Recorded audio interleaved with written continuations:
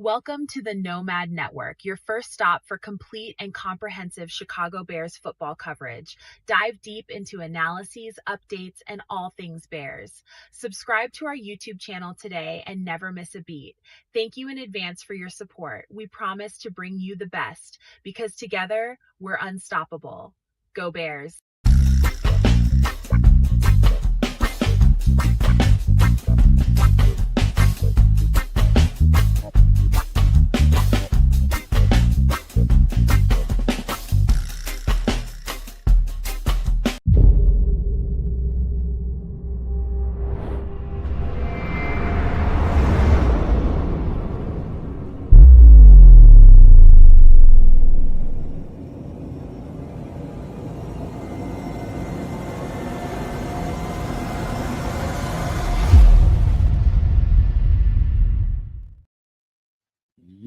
Yo, no maniacs. Welcome into another edition of Feed. Oh, this is not Feed the Bears. This is Nomad at Night, man. Doing too much. Doing way too much, Nomad. This is Nomad at Night, man. And we have a special guest tonight. A couple of them, as a matter of fact. We got Dr. Mason West, the good doc from over there, Second City Gridiron. And we also, hopefully, just to let you guys know, a couple of little technical difficulties I spoke to in the chat. That's real, man. Some real stuff going on behind the scenes. And so hopefully we have another guest that's coming in from CNG Podcast. My guy, Alan Kennedy, hopefully will join us, man. We're going to try to do what we can do, behind the scenes to make sure he gets here and gets a link. It's something fluky going on with the new MacBook Pro, man. But I got to figure it out. I got my trusty over there from Canada, man. Oh, no. Help me get it right. You gotta help me, man. You gotta help. I'm just saying, like, once I hear Mac, it's like one of these right there. You know what I mean? I don't know. Maybe I can help you. We'll see. That's all I got for you, man. So yeah, he's running into some Mac specialty stuff that maybe I can walk him through. Only the good Lord knows. We'll see. But that being said, yo, what's up? It's Sunday night, Nomad at Night. Shout out to all y'all in the chat. Give you guys a little bit of quick love, and then we'll bring in the good doctor because the good doctor been on site, y'all. Been on site. Hey, I see Erica in the chat. Shout out to you, Erica. It's been a minute since we've seen you. There's the Bishop. Bishop just jumped in. Cornelius Squalls, number 2. No maniac out there doing the darn thing. Paulo Rodriguez is out there with us. Liberty's Outlooks holding it down. Patty Laura, shout out to you. Shout out to Junior. Shout out to Derek Guy. He's a super no maniac. You should be as well. Real Bears fans out there doing the darn thing. FFG style. Hey, FF. We ain't seen you in a minute, man. Got to get back in here. Do some good work with us. That being said, man, we'll keep it moving. Nomad, anything up your sleeve? Well, I do have a little bit up my sleeve, but not a whole lot at the same time. I just been waiting on this, and I don't want to wait any longer because my guy is here, and he's been. I like the bird's eye view, and so what I would say to everybody that's in the show right now and listening and watching, there's nothing to replace. You can't replace a bird's eye view. The good doc has been out there at practice, man. He knows what's going on. He saw it with his own eyes. And that perspective is invaluable to me. So without further ado, let me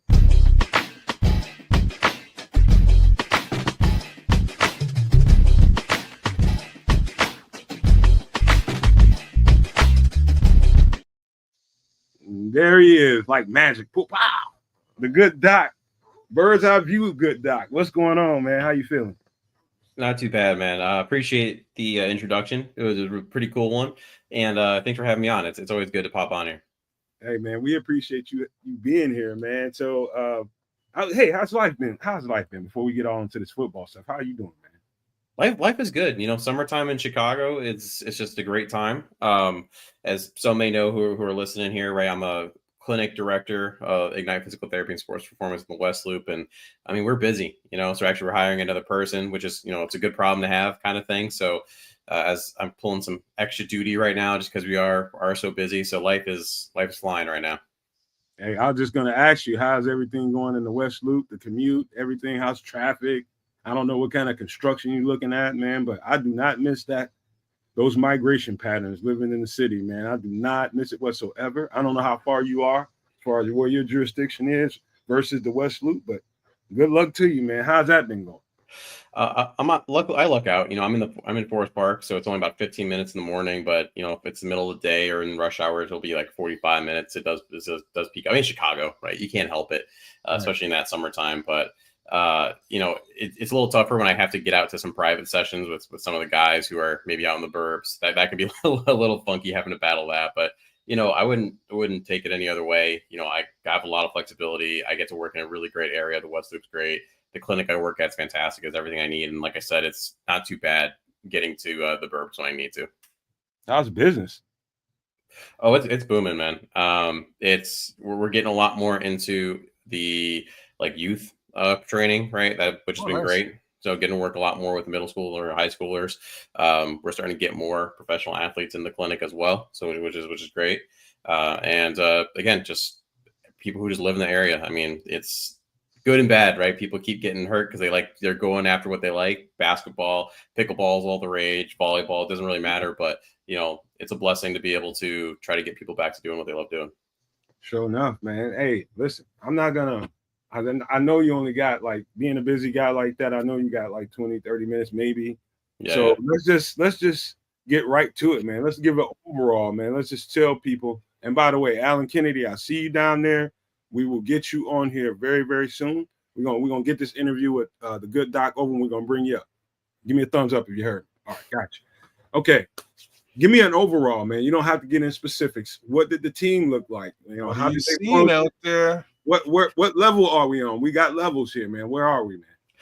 Yeah, so I was lucky enough. I was able to snag a ticket, right? Be able to go to training camp yesterday. It was a good time. The Bears always put on a good show, and like you said, the bird's eye view is the best way. The Bears PR is pretty tough, where you don't get to see too many videos, so it's a lot of just descriptions. I know obviously people can get out there and sneak some videos before the Bears make them take it down and everything. But yeah, when we get to see it live, it's a progress. If you focus too much on national media, it makes it sound like Caleb and the team as a whole is just awful, and if you focus on some of the hardos, it makes it sound like it's just sunshine and rainbows the entire time. It's really in the middle. You see some really good stuff. You see some stuff that needs improvement. It's a process. You have to remember that at the end of the day, when even Jared Goff, got Ben Johnson in his corner, he was already a vet at that point, and it's Caleb's second year. And so, like I said, from an overall position in the offense, a lot of ups and downs. The defense, really aggressive, really getting after it. Couldn't be more different than what Eberflus had out there in terms of the aggressive versus passive thought process. Okay. Let me ask you this. This would probably help a little bit. I know this is kind of hard. I hate to put you in the corner here, but defensively, levels from 1 to 10, where are we defensively in your eyes? I'm going to give it a 7. And the reason I do that is it's really the pass rush that limits it from being top end. Because Montez Sweat, by the way, looks really good. I mean, I remember watching him, a couple training camps last year. He just didn't look fully healthy, to be quite honest, at least when I got to see him. And then you kind of saw that throughout the year. He battled, right? And he really didn't miss any time. But getting to see him off the edge on Saturday, he was moving a lot smoother. You saw a couple reps from Austin Booker, which was nice. Even today, you got to see a clip where, unfortunately, Booker got the best of Ozzy Trapilo at one point. But at the end of the day, if Sweat got banged up, if he had to miss, even a couple snaps or even, a week or two, it's a big fall off on the edge. And in today's too high safety world, it's pass rush over coverage. Now, that being said, that second level and that third level looks fantastic. It's a great problem to have. I mean, yes, Jalen Johnson's not out there right now. He's a little banged up. But Tyreek Stevenson, I mean, he is made for a Dennis Allen system, the way he can play press, the way he's aggressive. Terrell Smith looks good out there.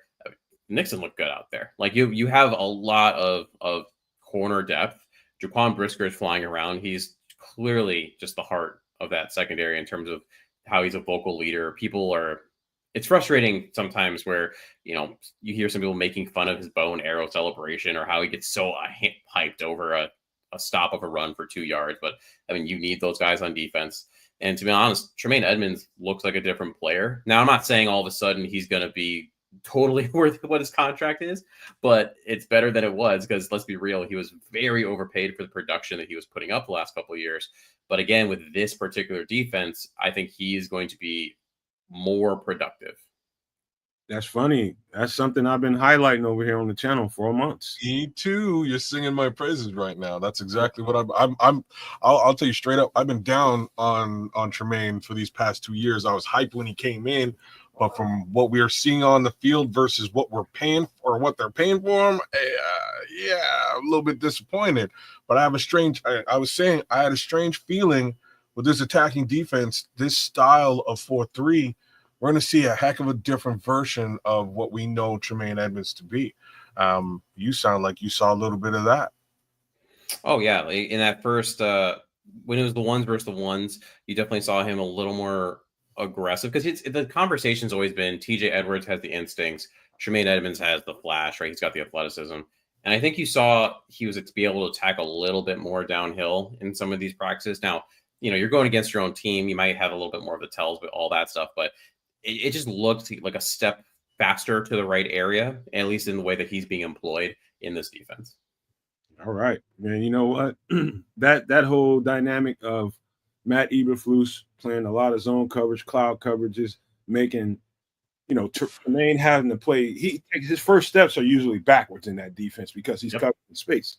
And this defense looks like he's playing real aggressive, hardcore, mugging at the line of scrimmage, and maybe flocking back to a space if he has to, but mostly just getting up and just being in the face of a tight end. He's getting upfield more so than not. You know what I mean? That's everything I've been hearing. So Mason, you just basically checked the box for me. That's exactly what I thought it was going to be. Absolutely. And so you feel like they're at a 7. All right, let's get to the offensive side of the ball. We just loosely covered the defense. The offensive side of the ball, just be honest, man. You ain't gotta lay it on thick for the Bears fans. If it's struggle, it's struggle. Struggle bus it is, but if it's not, tell me what it is. What level are we on? 1 through 10. I'm gonna give it a 6. I'm gonna give it a 6. That's not bad. And that's the thing, and the reason I say it's a 6 is because most of the success you're seeing heavily, right? 80% of that success is the scheme stuff. You saw that again today. If you're on Twitter, you're seeing there's a clip where kmet is just absolutely wide open. There's actually another bear in the same vicinity. That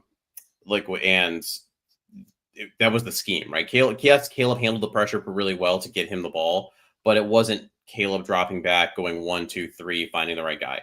So, but when you look at the Ben Johnson offense, that's what it's been. It has been working with Jared Goff, right, the last 3 years before this, in terms of, hey, well, how can we create the best matchup? What is our best 3rd and 8 play versus what is our best, 2nd and 2 play, et cetera, et cetera.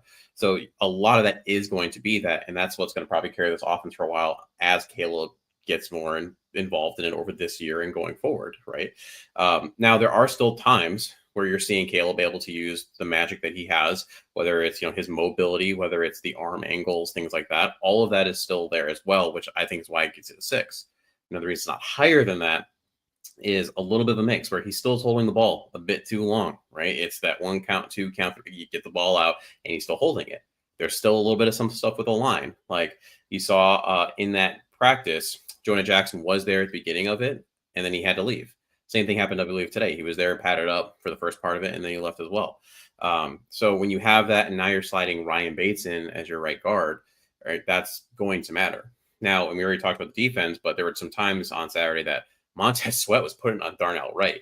Now, you have mixed feelings on this because you want Montez to dominate, but at the same time, you want your number 10 overall pick to play like a number 10 overall pick. So you're hoping it's an iron sharpens iron situation where Darnell is going to keep getting better as he goes against Montez and some of these other pass rushers.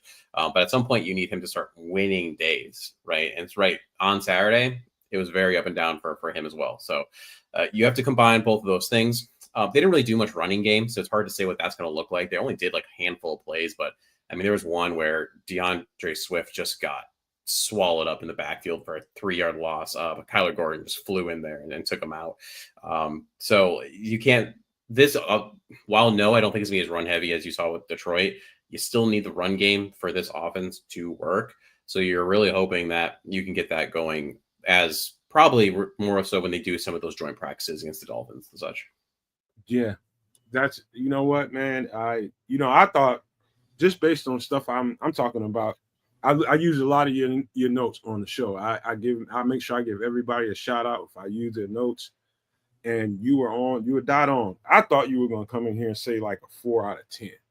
And after today, some of the stuff I heard today, and we're going to get into some of that a little bit later on, but the functionality of Caleb Williams, I'm talking about the pre-snap stuff. Yeah. That's the stuff that I keep telling people. I've sent out probably a couple, 2 or 3 shorts at this point, said it multiple times on the show. You want to know how good Caleb Williams is going to be this year, how well he'll progress, or how fast.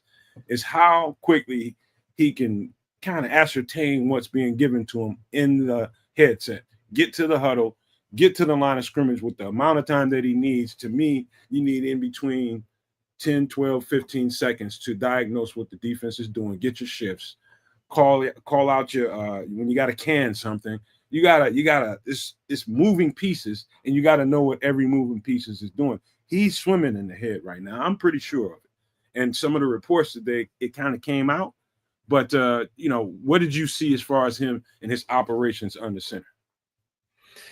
So you can tell he's still thinking, right? It's a lot of thinking instead of doing, which makes sense because he spent most of his time in shotgun, and that wasn't changed at all really last year. I mean, it was still very heavy in the shotgun, versus you look at what Ben Johnson wants to do, what he did with the Lions. I mean, it's very heavy under center, and that is something that he has to get used to. So you can just tell that it's not muscle memory at this point, right? It's okay, I have to do A, I have to do B, I have to do C, and like that's just not how you can play elite right now. Now that's not a problem. I mean, it's August 3rd. We still got plenty of time to keep ironing that out, but that has to continue to improve, because every half second that you're spending thinking about something else, there's a couple snap issues that was in there as well, a little bit on the center on Dahlman, but also a little bit on Caleb. That's going to be a part of it. Getting through that first, second, third read. If you're a second behind in terms of your spot, that's going to matter. And Ben Johnson talked about today in his press conference. He said, right, it was sloppy today, and that's all around. So that's not just, and he said too, the whole team, the offense as a whole is swimming a little bit. They're on day I think it's like 9 of 12 of this install that they're doing. It's a lot of information in a short amount of time. And unfortunately, you are seeing that on the field where, yeah, there's some sloppiness. That being said, there's some super fun stuff going on there too, like the Luther Burden plays, some of the Colston Loveland plays, what DJ Moore is doing. There's a little bit of a disconnect at times, like where you'll have Rome not really run to the right spot and where you think he really should, and Caleb puts the ball there. And that's another layer where Caleb still is getting better at that, as they put it, the hands up stuff, where he throws his arms up because he's frustrated. He put the ball exactly where he wanted to put it. Should have been a touchdown, and Rome just turned the wrong direction. He should have turned, towards the pylon, but he turned towards the middle for some reason. That's going to matter as well. That should improve as they get more and more on that same page. But I think that's also why you see some of the older guys, DJ Moore, the Zacchaeus. Zacchaeus looks fantastic right now. It's crazy for a wide receiver, essentially your wide receiver 3.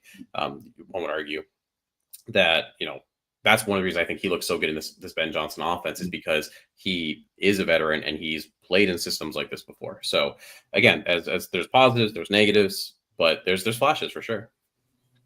All right. Well, go ahead, kid. You got something? You thinking? How did Burden look? Did you get a chance to look at Burden? He's fast. He's got great hand-eye coordination. It feels like half the catches he makes are these back shoulders that the DB kind of loses sight of the ball a bit. And he's got late hands too, which is really great, right? Like he turns the head, and then right before the ball gets there, that's when he flashes the hands up. So the DB doesn't really know when the ball's getting there. So you'll see a lot of the highlights that he's making, right? It's funky back shoulder, back hip, where he catches it right before the DB thinks it's going to get there, falls to the ground, and goes from there. A little bit of a mix. He's playing some slot. He's playing a little bit of outside. They're kind of using him as a chess piece.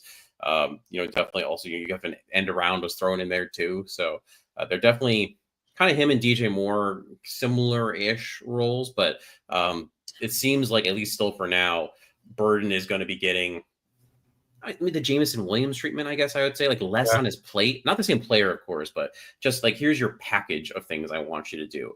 Versus the DJ Moore is going to be the Amon-Ra St. Brown. Like you're all of this is you.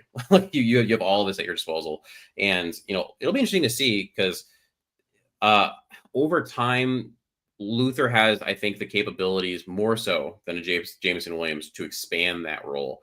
But right now, he still has to build the trust with Caleb and with Ben Johnson, to be honest. All right. Sorry, did you see any interchanging of DJ Moore and Luther Burden's roles while you were there? Well, I mean, so DJ's like he's popping in the backfield at running back every once in a while, Yeah, right? okay. He's also outside, he's inside. It seems like a lot of times he is. It kind of alternates more so between DJ and Rome as who's the first read maybe on the play Okay. versus Luther might be more consistently that second, third read. Cool. How about this, man? Because I know you pressed for time and we got to get you out of here. Give me two things. Something that intrigued you with optimism out there. Just a mental note that you took. You saw something out there that just was like, okay, I like this. And give me something that went the other way around. It's like, hold on, man, we need to hurry up and get this together, like quick, man. The season is going to be on top of us real quick. Did you take any mental notes as far as those two things go? I think for me, the second thing is the sacks still from Caleb that you're seeing. It's holding the ball just a little bit too long. That I'm really hoping is a thing of the past because when you look at his sack rate last year and also the number of sacks, like he led the league not only obviously in stacks overall, but when you split the number up, he also led it from more of the offensive line generated ones and ones that you were going to put on the quarterback. So both of those avenues have to improve. Now Caleb can't help it if your rookie left tackle, if he ends up being the starter, which I think that's set in stone, to be honest, especially after today. But let's say he is a starter. If he blows his block, Caleb can't do much about that, right? He just makes the best that he can. But what he can do is when it's now 3 seconds in, 4 seconds into a play, you have to be able to get that ball out. And that was something that wasn't happening as consistency I would have liked when I was watching yesterday. Now, on the positive side, Colston Loveland is going to be a problem. Like guys that big, I was gonna ask you about should not move like that. Like it's one thing to see it on the videos and everything like that, but when you're watching in person, like he's just able to the amount of steps he can take, the amount of space he can close, right? And the shimmy that he has, the wiggle that he has, and also just the hands, right? The hands that he has is it doesn't come in a shape in a package like that very often. Now, I'm trying when I'm on Twitter and talking about it, trying to contain my excitement a little bit because at the end of the day, he's still a rookie. Tight end is one of the hardest positions to take up because of all the things you have to do. But it's hard to contain that excitement when you see like what he can do. All right, Doc, do have a question for you. Paul Rodriguez wants to know, ask Doc Mason about Shemar Turner's ankle injury. Any reason to fear a long injury out or nag all season? I tried to explain, you know what, I should just shut up because I had a high ankle sprain. So in my high ankle sprain, my inflammation was on the inside of my ankle. It was on the inside because it rolled out. My foot rolled out. And so if you can explain what a high ankle injury is and how it affects the leg, if you got any information on that, that's exactly what Paul Rodriguez is looking for. Is this going to be something we got to worry about? Yeah. So it depends on how they handle it, to be completely honest. And they didn't really come out and say specifically which ankle it was. Was it the one that was where he had the tibial issues on or not? If I had to guess, I would think it was. And if that's the case, now you're looking at some stacked injuries on the same leg, which obviously that's going to be worse off. But, the two main ankle sprains you're going to have of some kind is your lateral ankle sprain and then your high ankle, like you're talking about. Lateral is your classic basketball one. You land on someone's foot and your foot rolls inward.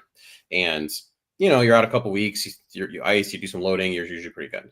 The high ankle is more frustrating because you have the two main bones of that lower leg, the tibia and the fibula, that will actually be pressed outward and away from each other because the talus, that like the dome, that's the ankle, will push upward. So you're actually creating like these little tears or the syndesmosis, the ligament that's between those two bones. So if you think about walking, every time you walk now, that dome is going to keep pushing up into that space. And that's why this stuff does tend to linger a bit more, right? It's not just the 2 week, hey, let's get you back out there. So Shemar's going to be in a boot. He's going to have to let that heal to an extent. You can't speed up healing. You can enhance it to an extent, right? If there was a magic button to push, we'd all do it as physical therapists and all that, but that doesn't exist. So you gotta let that heal. During that time period, you're going to be doing. You're probably, honestly, you stop icing after like 2 days. After 2 days, you don't need ice anymore. It's a waste of time. And it also slows your healing. So you do that the first day or two. Then he's going to be doing a bunch of loading for it, trying to get a lot of stability in there, trying to get as much mobility as possible, because as you're in the boot, it's going to tighten up, everything like that. But that's why they're talking about it being at least like a 4-week thing. And then it depends on how quickly they want to get him back. Like in 4 weeks, could you get him back in there? Probably. But is there a reason to rush your rookie second round pick at this point when you have the depth to an extent that you do at defensive tackle? Because if it was edge, you might have a conversation. But I mean, between Grady Jarrett and you got Billings in there, right? And you got Ron Dexter. I mean, even Williams can flash every once in a while. Like, you don't need him back that quickly at this point in time. So they're probably going to slow play this a little bit. And I think that's the best case. So, don't be freaked out if you still haven't seen him week 1, week 2, even week 3 to an extent, just because it's let it heal, let it do its thing, especially because he has that history that I talked about earlier of those tubular fractures. That's good information, man. And I don't want to overstay my welcome, man. And I appreciate you, good doc. And I would love for you to come back on more, but I know you're busy. You got your own stuff you're doing over there. And I also liked your intro. I want to play it again, but I know you got to get out of here, man, and go enjoy your night with your lady and your pets, whatever you got going on, man. We do appreciate you being here for sure. Before you jump, where can folks find you, and what are you up to? Give yourself some shameless pluggage, sir. Do what you do.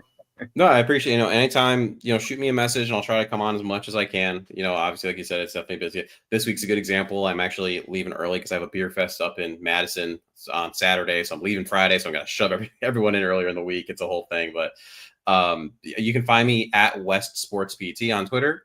Same handle for Instagram. I put some stuff up there as well, just talking injuries, things of that nature. I always tell people, hey, if you ever have questions like fantasy football wise, I got this player that's out, hit me up. I'll do the best I can to answer those kinds of things. I got that podcast, Bare Bones. We're not as frequent right now, but during the season, every Thursday, we preview the game, trying to go into the medical aspect of it pretty heavily, but then also just talking about the game itself and the matchups and things of that nature. So it's a good time. A lot of memes, a lot of jokes. Thanks for reminding me. I got your number this year in the Bears Podcaster League, so hopefully that's going on again. Aldo Gandia, let's do this thing again. I should have won last year. We'll do it again. Yeah. Why don't you come on and do a couple of guest spots with kids on Super? Oh, for sure, man. You by all means on the Superflex show. We would love to have you. If there's some big injuries, we'll have you tell us how that stuff's going to affect folks. Oh, he's good for more than injuries, man.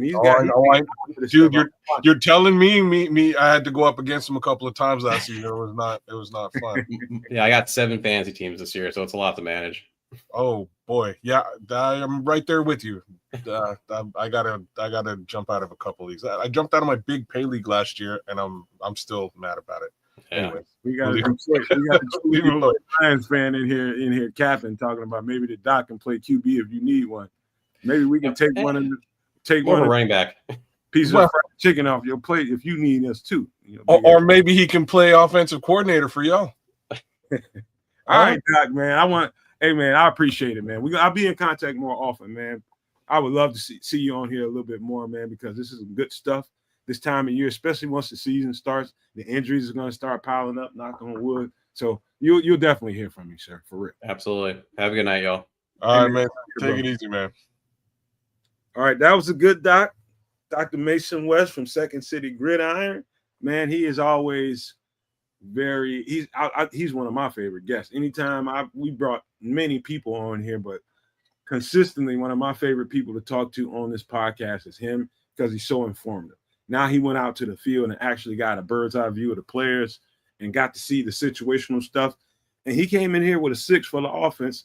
And we'll leave that there. We'll get talk a little bit about that. But without further ado, let me bring my man Alan Kennedy on into the fray. From CNG Podcast, my man Alan Kennedy, man, how you doing? good to see you here for the first time, my guy. Hey man, I appreciate it, man. You and kids, man. Y'all gave me a good seat today. I enjoyed the good doctor today, man. So I appreciate you having me on, man. I should have brought you in, but I knew he only had a certain amount of time. Most guests in this podcast thing, you get 20, 30 minutes and they got to bounce. And he's good for about 20, 30 minutes. We had to get him in, just pepper him with as much as we could. But I wish I could have brought you in for that, man. See, we might have had to pay for them doctor's notes if we kept them any longer. $10, $15. Yeah, we don't want them. No. Mr. Kennedy, good to have you, sir. Thanks for joining us. I'm super glad that we got the good doctor on the show because he was all over Twitter just showing awesome conversation. And I was like, man, can we get him on the show this week? And here he is. So worked out perfect. What say you, good sir? What about where you from, man? Just tell them what you do, man. Let them know about the podcast, Alan. Yeah, man. I'm from North Carolina, man. I'm from Winston-Salem, North Carolina, and I'm on the CNG podcast with G Walker and CJ. So I love them guys. So man, we put things together, and CJ is the founder of it, and then G Walker came and he added the spice, and then I got with them probably about a year ago or so, and we just formed like Voltron, man, and we just had a good time, man. It's all about building relationships, and you can't blend with everybody. Everybody ain't for everybody. So, right. I found a good team of guys, man, and I just love it. And I listen to you guys, man, because y'all keep me informed, because a lot of the college breakdowns and things like that, man, y'all were killing it. So I've been hooked ever since, man. So, you guys got a lot of things going on, man, that I'm appreciative of. Hey man, listen, I'm gonna tell you something, man. I'm and this is just giving you the flowers back. Somebody, I don't know who it was, but somebody asking me, man, have you seen CNG podcast? I'm like, CNG, I ain't gonna lie to you, I didn't know about it. And so somebody turned me on to it. I go look for it and I find it. I start watching. And this is no shot to everybody else on that podcast, but you were absolutely unaliving it on one of those shows. The first one that I watched, I can't remember what it was, but I was like, man, this cat's dialed in. So I became a fan right away. I became a fan of yours right away. So I was like, okay, he's on. He can get into the nuance. He can talk details. He can talk some football details, and I'm automatically attracted to that. And so, man, you're talking about us over here. I was watching you over there. I was just like, okay, I got to get him on the show. We have a conversation about what's going on this field. Oh man, we can fit, like I told you on the email, man. You got to get a fix from time to time, man. Just you just get out there, man. We just lose ourselves in the game, man. Sometimes it calls for that, man. But I'm good at that, and them, CJ is good at that YouTube and things like that, and G Walker's awesome with the designs, and we all blend, man. And so we put it all together, man. So I appreciate your kind words. Hey, I don't know if y'all are looking at the chat, but the chat's crazy. Detroit troll got caught up, didn't he? Oh, I'm messing with him, but the one that threw me for a loop, though. Y'all remember the movie Total Recall?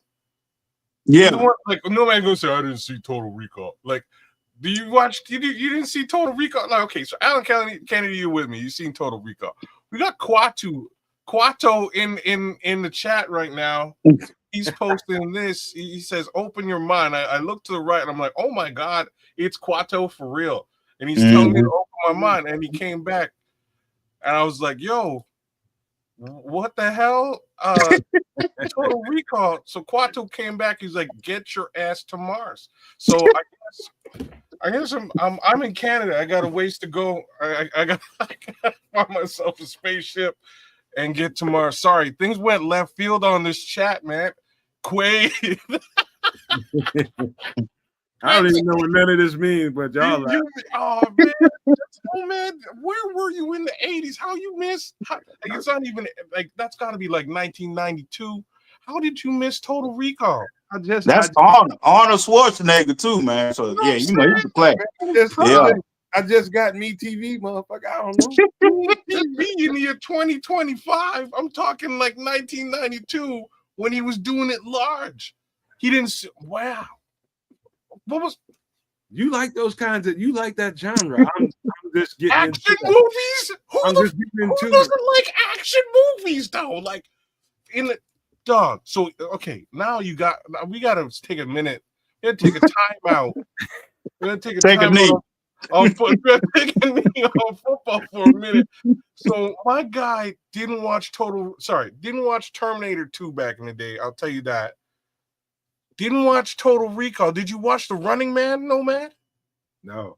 Oh my God, you missed the trifecta of Arnold Schwarzenegger movies in the 90s. I'm trying Oh to think man. what movie I saw Arnold Schwarzenegger in, and it was Predator. Well, I seen like a piece of when he was with Danny DeVito in that one movie. That's it. You saw Twins. Oh, I saw. I take that back. I love Conan the Barbarian. I love. Yeah. Oh man. yeah. Oh, so okay. So you watched the ones where he could barely speak English. that. And Twins. Those are the Arnold Schwarzenegger's movies that you watch. That's probably what made it so cool because his ass couldn't talk worth shit. Oh my God! Wow. Damn. We cut up over here, Alan. Man, it always goes here before it goes. I'm sorry, Alan. I'm sorry, man. Oh, well, you good, man. Ain't nothing like going down memory lane now. We're gonna get back to football. The whole Quatu thing threw me for a loop, and I thought Nomad might be with it. He's so far. He's like, oh man, I'm watching all that shit, man. How did you miss all the good like The Running Man is one of the dopest movies of all time because this dude, like in the first like 4 minutes of the movie, this dude's head bursts like a watermelon. And it's the first time I've ever seen anything like that in film. And I was like, oh, like it threw me for a loop. But it's a dope movie. The downside is in the year 2025, it's actually just The Hunger Games. They're the same movie. My girlfriend made me sit around and watch that with her. So you watched The Hunger Games? It's The I'll Running Man. It's the same movie, minus a guy's head blowing up and Arnold Schwarzenegger ain't in it. And it's a chick. You know what I mean? Like 6'1", half dozen of the other. Bro, those Schwarzenegger movies in the 90s and 80s were some of the dopest movies ever. Action movies, they were dope. I don't know how you made it through I just 80s and 90s without any. Most of the stuff you talking about, like I'm just now catching up with it. What triggered me to that genre was The Matrix. Mm. It just kind of fell open from there. Yeah. Like Terminator 2 is like, and it's funny because like the creator of those movies kind of like put the two movies together. She was like, The Matrix is like a sequel to the Terminator genre, and like the way she put it together, it makes things make a lot of sense. Like Neo is like the son of John Connor in the future or some shit. It's crazy. But the Terminator series was wild. Like it really, with all the AI stuff we're dealing with now, is the first time it really like I really started to think about artificial intelligence and where it could go and what it could do. But we getting so far off track. You missed a lot of. I'm just saying. I don't know what you were doing. About to take it down the road. I had to stop myself, bro. We're going to a whole other show. You missed a lot in the 90s. That man came here to talk about some football, and that's exactly let's football up, man. Let's get back to the Bears, man. Damn, Quatu, you threw me off, Quatu. So hey, all right, we can talk about that some more. We can talk about some more of that later. But Alan, man, so all right, here's a good way to start this thing. Based on your observations and based on, the coaching moves, we got two new coaches, or main coach. We got a room full of new coaches, but yeah, a new offensive coordinator, a new defensive coordinator, a new head coach. I'm one of the people who's a proponent of what Ben Johnson's putting down offensively. Let's just start there. Offensively, the way he operates and the way that system operated in Detroit is a very advantageous situation for the Chicago Bears because it focuses on the run game. It forces the defense to kind of suck into what the running game is going to bring to the table. And off of that, the play action. Now, Williams being a guy that hasn't really operated in that functionality, being new to it, I've been trying to preach to the Bears fans for months and months and months and months. This system will work. It ain't no microwave situation for a guy that hasn't functioned like that ever in his life. Mhm. Has no muscle memory other than the few moments when he had to do it last year under center. But this is a completely different thing that he's dealing with, the verbiage, the pre-snap process, getting to the play in the helmet, getting to the huddle and getting it out, getting to the line of scrimmage, giving yourself time to diagnose what the defense is about to try to do to you. Are they disguising? Are they trying to trick you? Get the motions going. All the stuff that Caleb Williams has to figure out. And the Bears fans, I kept trying to tell them, I was like, it's going to be times, matter of fact, several times when he's going to look like dog shit out there. Yeah. Some quarterbacks are going to look better than him. I guess today was that moment that crystallized that, hey, you know what? It's like, Alan, it's like, I don't know if you remember when you first learned how to ride a bike. I can remember like yesterday when they took the training wheels off on me, and I was with the training wheels on, I could move and do what I Shape. Yeah. They took them goddamn things off, man. I was good for about a good 5 seconds. And the next thing you know, that thing started veering. Right about blam, I hit that thing. That's what Caleb Williams is at. He is getting his sea legs. The training wheels are coming off, and he's got to function. He's just in a struggle right now. But go ahead. Yeah, I think Caleb is, coming from the college system, he had a very, I wouldn't say easy, but he's had a good coordinator that preached about putting the ball down the field. Everything was chunk plays and, in the shotgun and things like that. But when you get to the NFL, especially with Ben Johnson trying to coordinate, he's going to have you under center. So now everything is about timing. So now he's got to, watch the linebackers. He's got to watch the free safety. He's got to make sure the linemen are set. He's got to make sure his wide receivers are set. Especially he's got some new wide receivers coming in also, like Burden. I like J.P. Richardson. That's one of my guys I feel like could make the team. But these new guys that's coming into the system, you got to make sure they line up right. The quarterback is a tougher position in sports. Because you got to put everything together and you got to function along with make plays. So it's a lot moving and a lot of moving parts. So I think Caleb will be fine. And like I said, he could throw 100 interceptions to me in practice. My main thing is when he gets to the game, I want it to be easy because he's had that muscle memory to not do certain things and to remember things that he's done well and keep the confidence level up. I think Ben is trying to break them down to build them back up, which is probably the best philosophy because the kid is not played in a system like this with guardrails. You know what I'm saying? So the system will work. It's just a matter of time and preparation. And for Caleb to be confident in what he's doing, he don't want to beat him to a point where he's not confident, but he want to keep him just enough confident to make plays, and that would help the team grow further on than it is now. You know what, Alan, man? I hate to bring this up, but it's like when Dan Orlovsky said it's going to take a little time. He said 3 years. I thought 3 years was a big stretch. Yeah. But I think I know what he was trying to get to. He's trying to prepare. When we are sensitive on social media, we're sensitive as hell on social media. Right. The minute that the second Caleb has a bad practice or you have a bad scrimmage or something like this happened today, and I just seen immediate ass sweat on Twitter, man. Everybody's ass sweat. It's just bad. And I keep trying to tell people, stop being so sensitive about it. This is just the process.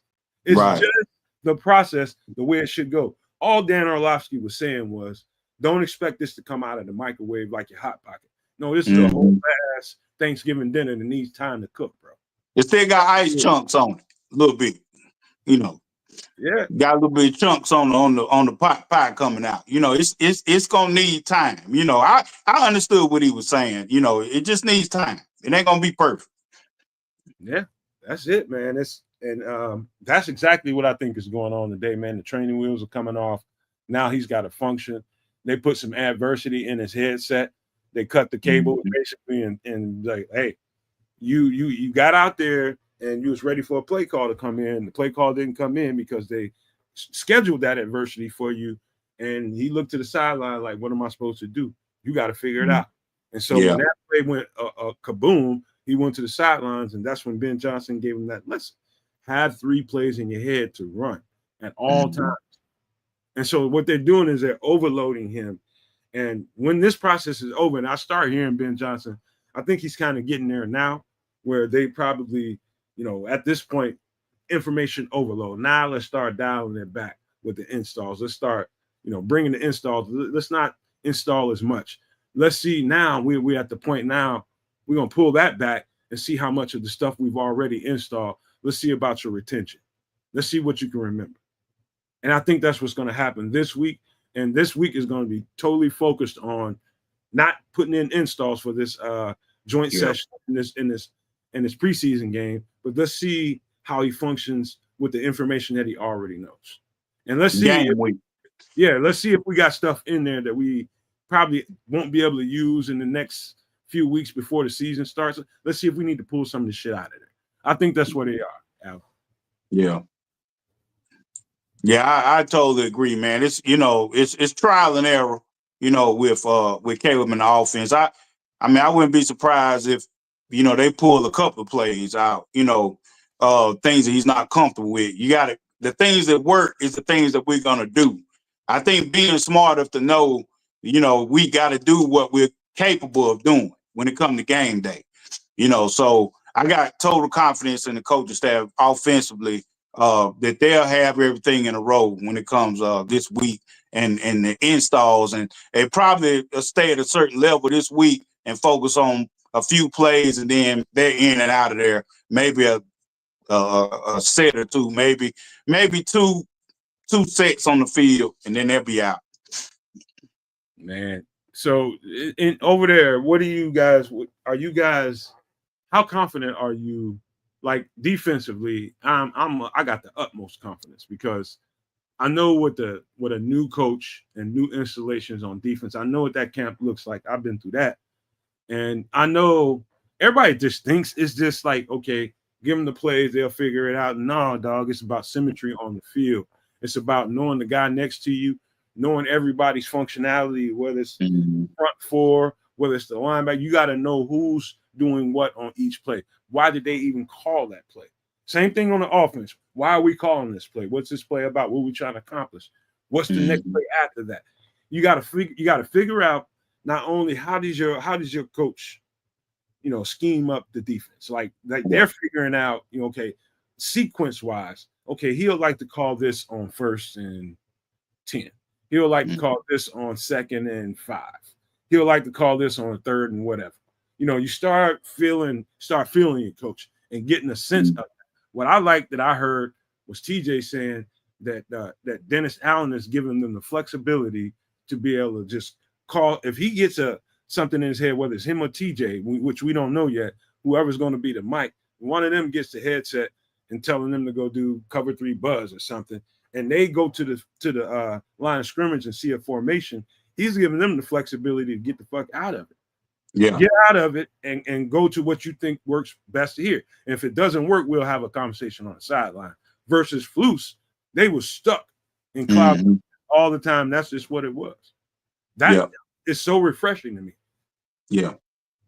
Yeah, Dennis Allen, man, I like his versatility. And TJ should be the mic to me. I think moving Edmonds out to the wheel, I think that's where he can use his athletic traits because Edmonds is a tremendous athlete. I think he can do a whole lot more in space. TJ's more of a inside backer, more of a snot bubble.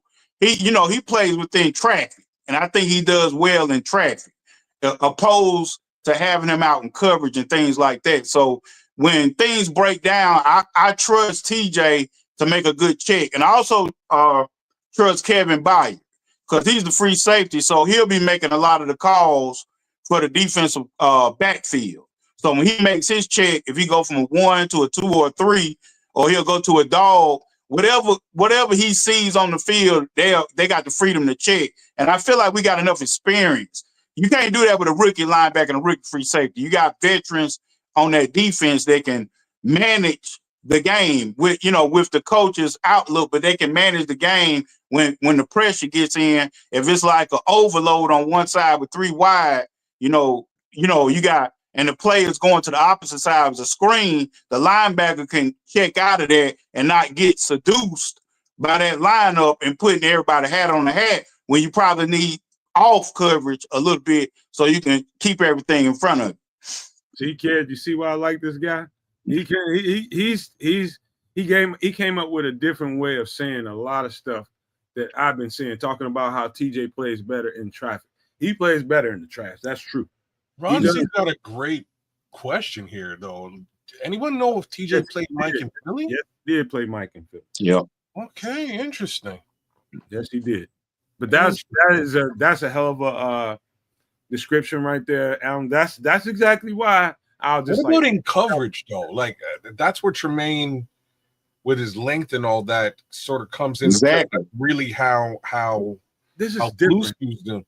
This is different, kids. This is foot on the gas, in your face, versus wait and see what they're gonna do to us, and we feel like we got our guys aligned in the right way, and they can play in space. As opposed to react, to make, right on top. Make them react. Exactly. It's attacking, jumping on the offense and forcing them to respond instead of you waiting on them to do something to you.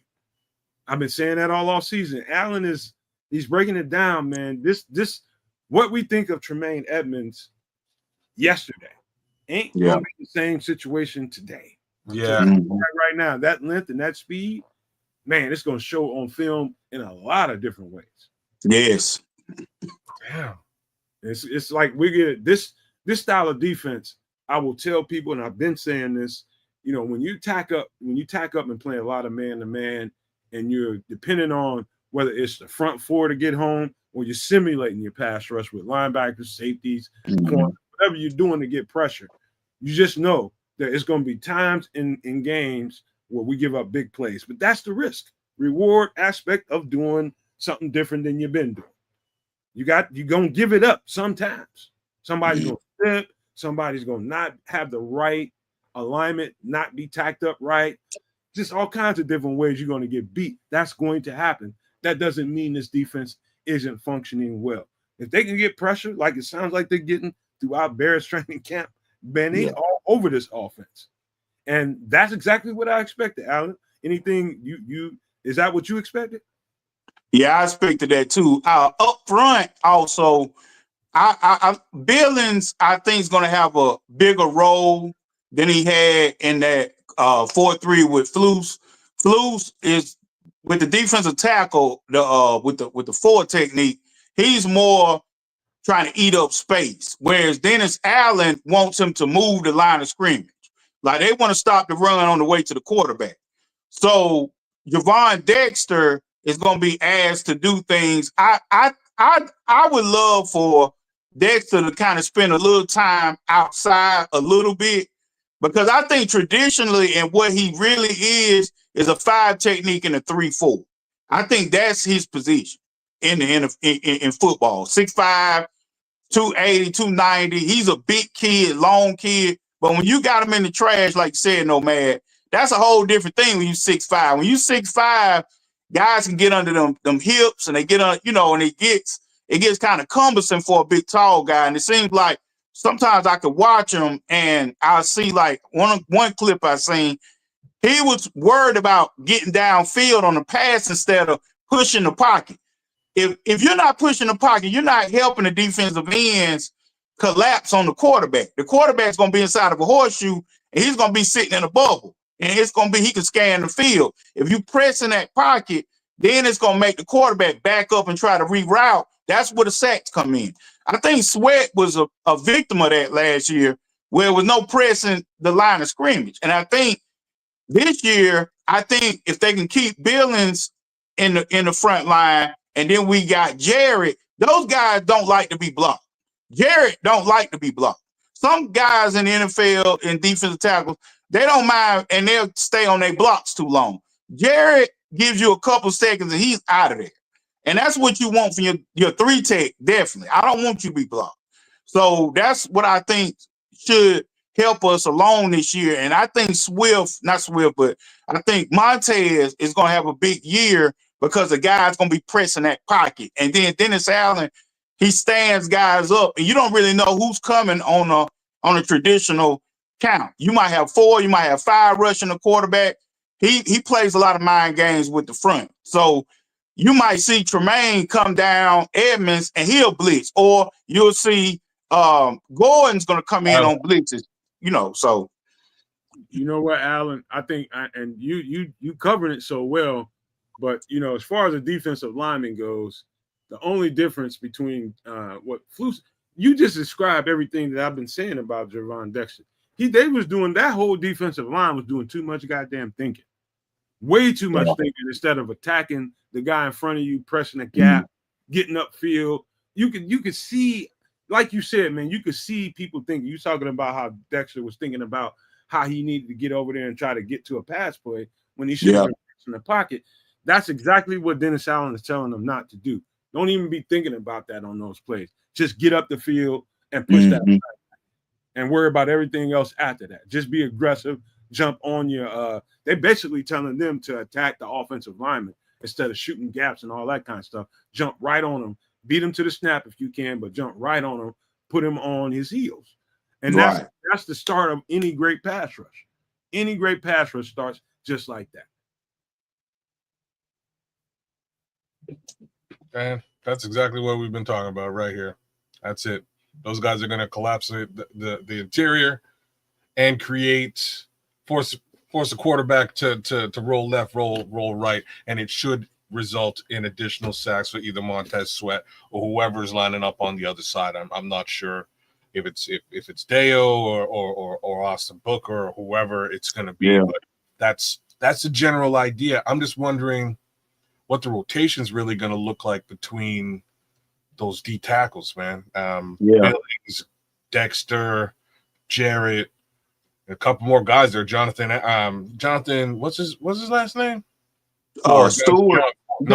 John Ford. Jonathan Ford. Oh, number 64. That big kid we got from Green Bay. Yeah. He's a big kid. Yes. He's a big boy, man. When he came in, like teams, when Billings went down, teams were eating us alive on the run, and finally we got him on the roster, and that started to stop. Right, he became that stopgap that we were looking for. So I expect him to make the team. Plus, you got Shemar. Once Shemar's feeling good, right? So it should be a really interesting rotation, and I'm all for it, man. A lot of pressure coming from the interior now. You know what? I don't know how we just ended up talking defense, and we can feel the passion. I can feel the passion talking to Allen. He's about that defense, man. He's all about that defense. I know it. And all right, man. But let's flip the script a little bit. Go to the offensive side of the ball. Some consistencies I'm seeing and hearing about. Everybody wants to know about who's going to end up being the left tackle on this team. And they have been rotating every day, every practice.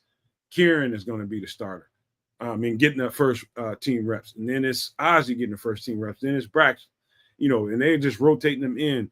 But for 2 days in a row now, 2 practices in a row, Ozzy Trapilo has emerged as getting the first team reps. It's starting to look like, if you want to use that as a tell as to who they think is a favorite, I think you should read into that a little bit. Braxton Jones is getting second team reps right now for whatever reason. This is a new regime. They didn't draft Braxton Jones. We feel a certain way about Braxton Jones. Ozzy Trapilo is getting the first team reps, and I think it's something to pay attention to. Alan, what do you think about that?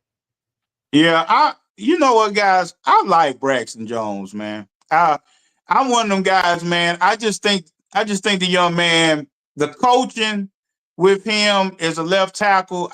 Chris Morgan, he left a lot to be desired as a coach. Like, you said that so nicely, Alan.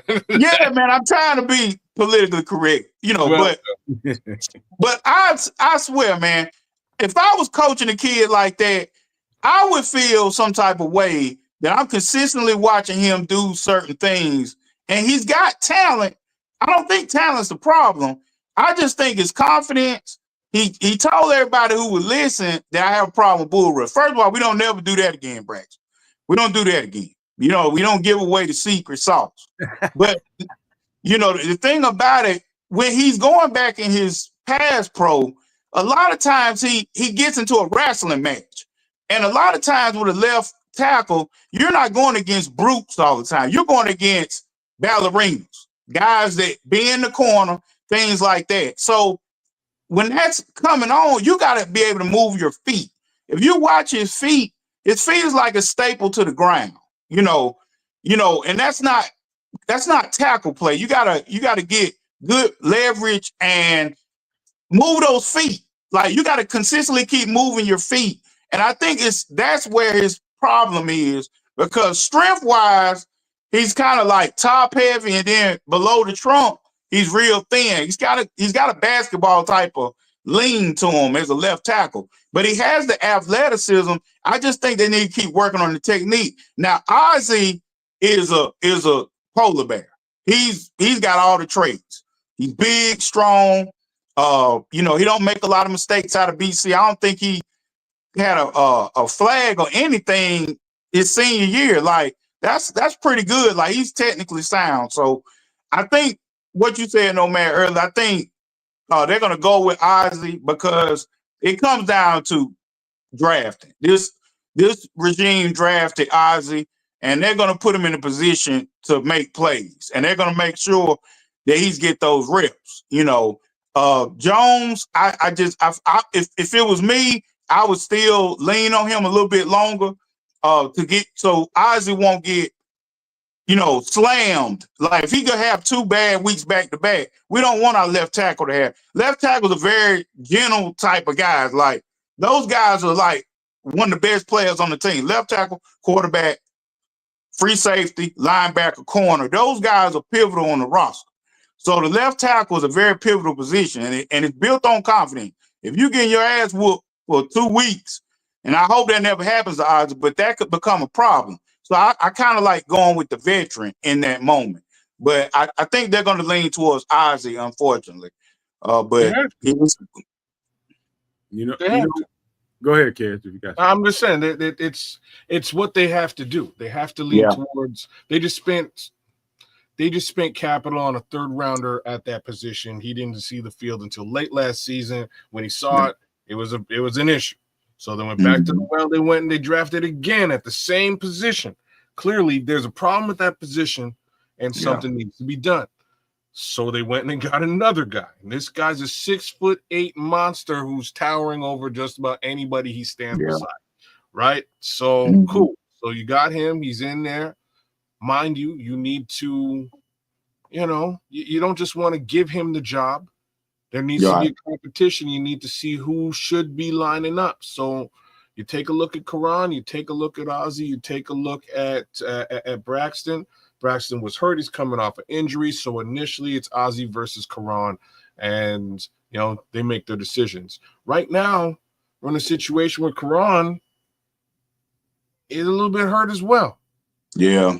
So I mentioned that he was hurt a couple of days back on one of the previous shows. Looks like he's hurt himself a second time. So that's also pushed them to give Ozzy those reps, right? Best ability is availability, right? That's it.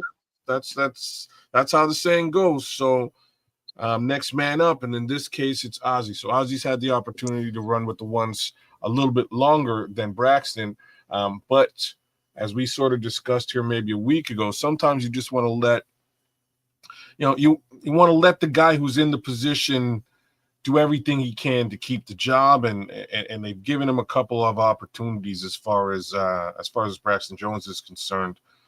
But at the end of the day, that the second round pick should be, for all intents and purposes, an upgrade to the 5th rounder that you've had starting at the position for time. So fingers crossed, we get and we see what we need to see out of Ozzy Trapilo.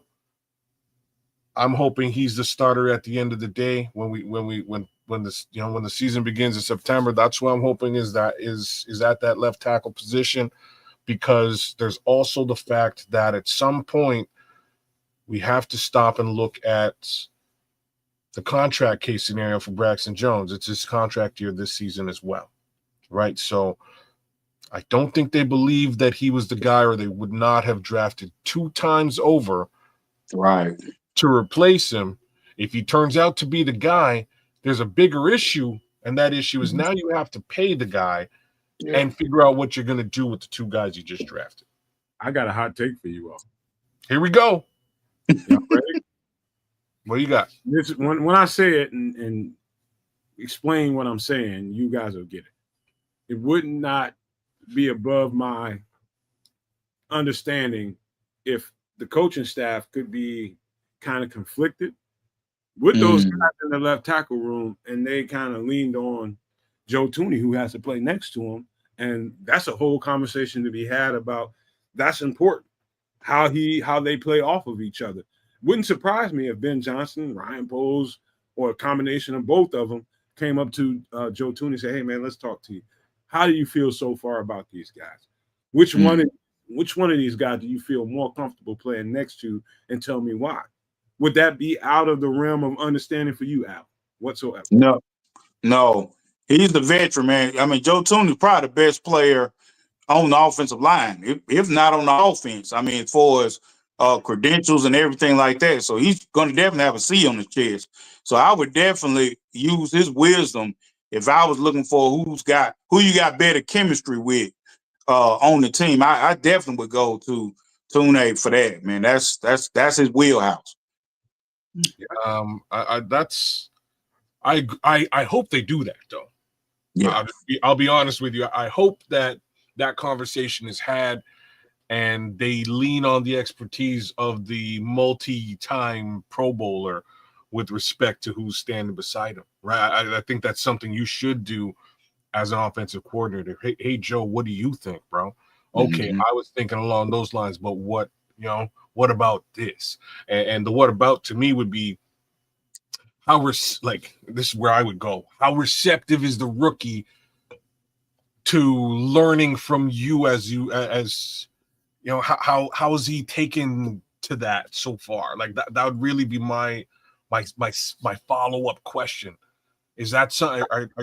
Is he drinking in what you're putting down? You know what I mean? Is he learning from you? You notice that if you're noticing that, does that, even in a situation where Braxton, like if he's sitting there saying, "Oh, I'm like Braxton's the guy," well, what about the rookie? Do you think he's learning from you? Is he picking up what you're putting down on the field? Can you transfer knowledge to him? Can you help make up for some of his shortcomings? What shortcomings do you see? You know what I mean? That's a conversation that should definitely be had. So yeah, I think I can imagine things going in two ways. And the obvious way would be, okay, Braxton, I know, has played a lot of fucking football in the NFL. And I'm comfortable knowing that he knows how to operate in situational stuff when we can't hear shit that's going on and quarterback is having problems communicating and we need to get to the line of scrimmage and get a playoff. These are the kind of nuanced things that happen in every single football game. And depending on where you go, you can be in Minnesota somewhere where you can't hear shit, and that's an issue. And so, if you're Joe Tooney, who would you rather be next to? A guy that's had this log umpteen amount of NFL snaps versus a rookie. On the other side of it, okay, this rookie he almost doesn't feel like a rookie. He feels kind of veteran-like, and that's what I saw on tape with anybody that's been watching and following the Nomad Network. I was clear as day when I said his tape was boring as shit. And when Ryan Poe said it, everybody was like, "Nomad, you should try it out there." And you said the same thing, Ryan Poe. I ain't trying to do that. People know I know football around here. People know we know football around here. I ain't trying to take no victory lap for that. That should be expected around here. We should know this stuff. But that was obvious that this guy's tape was so boring. He's so technically sound that he didn't really make mistakes at all. And if it was some kind of, you lean over a little bit more, he was quick to correct it. Like if you give one part of your body a little bit more for to protect the passer, a little bit more, and somebody starts wheeling off of you, going outside of you. Let's just say you push a little bit more of your body weight on the inside to try to stop that inside rush. And he wheeled off of you, he spun off of you and tried to get outside. He was quick to correct it. Saw that all over his tape. And I was just like, man, this dude right here. And then the details start coming in. Bill O'Brien being his coach and what they run at Boston College. It was obvious to me this guy is more pro ready than your average, you know. And I'll tell you some other linemen, the guys at Miami, that's coached. I can't think of the guy's name right now, but he's a big offensive line type of guy. But these are the types of guys, if you want to draft guys that you want to plug and play, Boston College is definitely one of those schools you want to look at. Michigan is another one. You know, Iowa. Yeah. Big Ten teams all day long. These are plug and play, ready to play guys. What you think about that, Alan? Yeah, I definitely, you know, Ozzy coming out the ACC. I mean, that's a little different from Utah. I think Southern Utah, where Braxton from, if I remember correctly. You know, so you know that right there, man. That's a lot of good football players coming off the edge that Ozzy has had to go against in his career in college. So the athleticism, I think he should be able to handle that because he's 6'8". He'll cover ground quicker than most. He'll cover space with a couple of steps. It's just a matter of technique and getting his hands on guys. And that's the thing. I don't think you can pick him up off the ground like you could Braxton. He's evenly made. Like he's big up top and he's big below the waist. So that's why I believe Ozzy is, you know, he's built to be a left tackle. You know, he's going to be a great player, I believe. You know, it's just a matter of trial and error again. It's just he's got to go out there and be committed and make sure that if he makes mistakes, like you said, he's got to regroup and not make that same mistake twice. Yeah, man, for sure. All right, let's get to some of the stuff that we were that I saw in practice. I don't know how much stuff that you guys got to see, but this is something I've been preaching over here on the channel, Alan, and I've been saying that to me, with the new quarterback, new offense, new scheme caller, it's advantageous to us to build in a whole bunch of short area passing game, work on the short game. Kez will tell you, I've been talking about that for a long time. Get the short area stuff like pinpoint. Get that accurate, get that going, and then the long stuff will just naturally come to you as you graduate in the offense as a quarterback. That stuff is going to come to you. Those things are going to be at times so wide open, it's going to be unbelievable. All you got to do is just throw the damn ball. But It was clear to me looking at this practice today. I've seen a bunch of video, seen a bunch of people reporting on this stuff. It was clear to me that Ben Johnson has done exactly that. He's built in a lot of short area passing game, a lot of crossers, a lot of underneath drag routes and all that kind of stuff. And it's starting to look like this is one of the good things that I saw in the practice today. Sounds like Caleb is starting to depend on that. And to me, if once he gets to the point where he can accept the free cheese, take the sweet candy, goddammit. That shit's sweet. Get that little 4-yard gain, get that 5-6 yard gain. Go ahead and grab that. I don't even understand why those drag routes, etc., haven't been a staple of Chicago offense. It's been there. It's been there, kids. It's been there. What I want to tell you, man? I'm going to explain to you, kids. Let me finish. All right. Caleb Williams it's just like I'm going to use myself. I'm going to fall on the sword myself. I was born. Anybody that's played football enough will tell you if you were born with a certain amount of ability, you just was gifted that. Then you have nothing. You had nothing to do with it. That was your goddamn parents. You just was born with it. You know what I mean? Caleb was born with it. He was born with it, and he trusts his physical God-given gifts. And that is, I can throw the ball anywhere, anytime. I can dot that thing anywhere I want to. And that gets him in trouble at times. It got him in trouble today at practice. Got him in trouble, big time trouble. And so what they're trying to teach Caleb is, we know you have that in you. We're trying to show you that if you trust us to give you some of these built-in opportunities, those other ones, you see what I'm saying, kids? It'll come. I've been saying the same thing, right? They need to simplify the world for the kid for a little while until he becomes who he will be. I guess is the easiest way for me to say it. They have all these skill players in place where if you look at earlier iterations of the Chicago Bears, we were trying to figure out who's who in the zoo. All the skill players are in place today with the slight exception of maybe the running back room isn't up to snuff. Like maybe. I really wish that running back room was caliber. And I hope it is caliber, right? Like that's really where my mind is, because if you could lean on the run and the short game / yak, it's just going to open up the deep pass. That's what that does, right? So as long as that's what Ben Johnson has up his sleeve, this offense is going to work. Look at this statement by Crimson. Read that, kids, if you don't mind. I wouldn't be surprised to have 7+ players with 500 yards. Like, dude, what does that mean? What does that mean? Yak? That means everybody's getting it, and it's Yak City. Mm-hmm. It's Yak City. You switch out Luther Burden, you throw in Olamide Zacchaeus in the slot, and he's getting 500 too. You switch in, you know what I mean? And that's why I was asking Dr. West if they're switching DJ Moore and Luther Burden around. Right, and he was like, "Oh, they had DJ running, working as a running back a couple of times here and there." This is what I want to see. I actually don't expect, like, fantasy football guy. I'm gonna have a hard time picking. You know what I mean? This season, I'm gonna have a hard time picking Chicago Bears players because I don't expect anybody to be toting the rock 1,500 yards. I don't expect it to be a 1,500-yard season for DJ Moore, although it might be. I do expect like 700 yards apiece, though. Like Crimson saying, fine. I'm expecting like 700 to 800 yards for everybody, and that's wild. That's crazy. Times 7 players, yeah. So Ron C just asked a question. He says, "No man, will our offense mirror the Patriots from the Brady era with 2 very close?"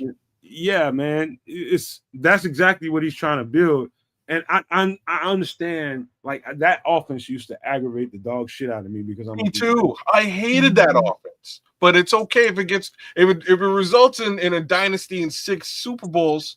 I ain't gonna, I'm not gonna kick it out of bed. You know what I'm saying? The free cookies, like by all means, do it, man. Nobody as a defender wants to see a quarterback just grabbing the ball up from under center, dropping back a step or two, and throwing it in the flat for like 2 yards. And like that game it was disgusting to me because I'm a defender. I'm like, man, we're gonna be tackling all goddamn day, and these little wiggly, wiry ass receivers, the little bouncy ass jitterbugs is gonna get on our nerves. I'm thinking as a defender, you don't want to have to deal with that. But it was particularly effective for Tom Brady and what they wanted to do. They morphed into the tempo offense and just ran everything out of that. It was just really one read stuff.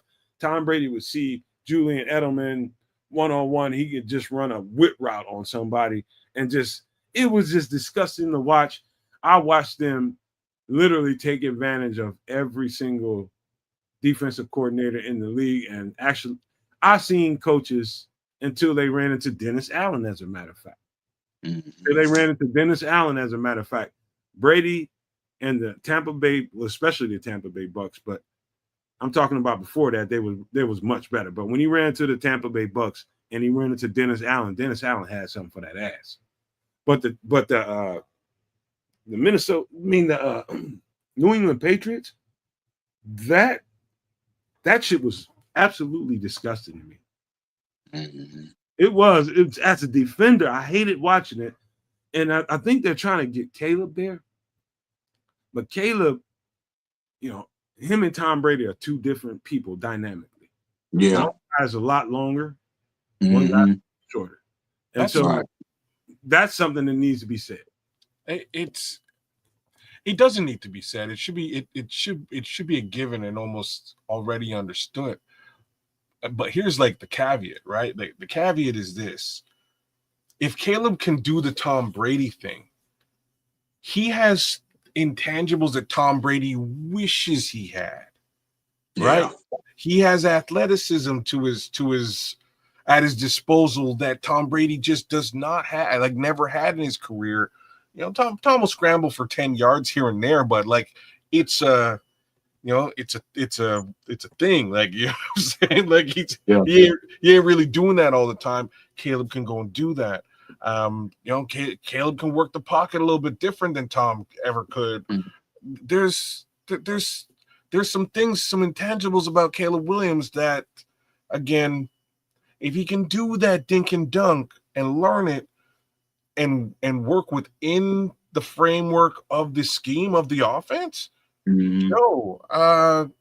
that'll get you to be that first 4,000 passer. You know what I mean? That'll get you to that 4,000 yards in year 2. Think about it this way, Kez. What does that do to I'm talking about, we got to break it down to the bare essentials. What does that do to a guy that is worldly known for his arm talent, how wickedly talented that arm of his is, that can whip that ball in any hole, throw it as far as he needs to, dot it down the field. This is what he's known for. Now you're telling him that we ain't even going to worry about that. We're going to just get these 4-yard receptions, 5-yard receptions, and we're going to keep the chain moving. That's what they're trying to do. And get him to accept that we know you're an extremely talented guy with your arm, and those plays are going to be there. But we're telling you right now, this is what you should be doing right now. This is where you should be, Caleb Williams. I think that's what's going on. It's not a question of arm talent, and this is again, this is just another thing that that Caleb has at his disposal in his as a part of his arsenal. Right now, that is not in question. The question is, do you understand the scheme? Can you get rid of the ball quickly and get it into the hands of your skilled players? If you can do those things, it's going to change the way that teams defend against you.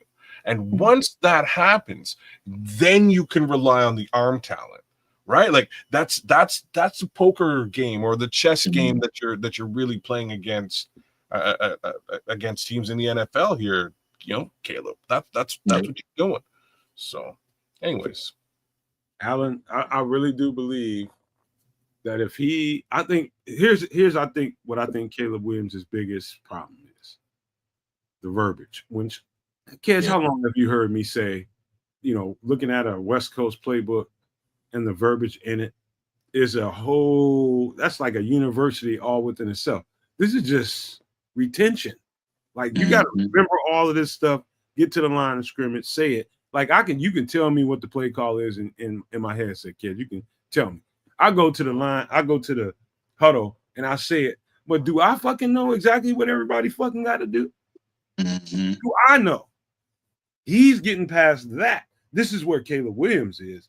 He's trying to, okay, I just said that, but can I recall exactly what these players are supposed to be doing after I just said it? Now we got to get to the line of scrimmage.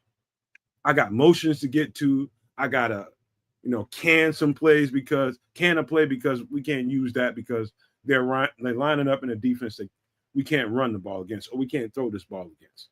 He's got to remember all this stuff, who's moving and why they're moving in motion. I'm saying this to you, and Alan said it. He said that the quarterback position is the hardest job to play in sports. I'd say the cornerback position physically is the hardest thing to do, but mentally, for sure, the quarterback role is more challenging. You know what I mean? You got to remember shit, and to the point where it's like looking at the back of your hand. You got to know this stuff. You got to know this stuff cold, dude.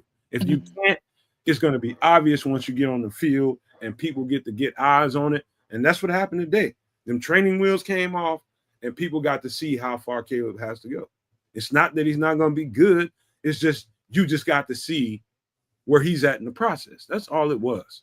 That's all it was. You just saw the process up close and personal. I'm glad they ran it like that, though. That's Alan talk too, man. Oh, sorry. Go ahead, Alan. Sorry. Oh, you good. Yeah, I think Ben Johnson, one of them coaches. You ever heard the term cover every grade of grass?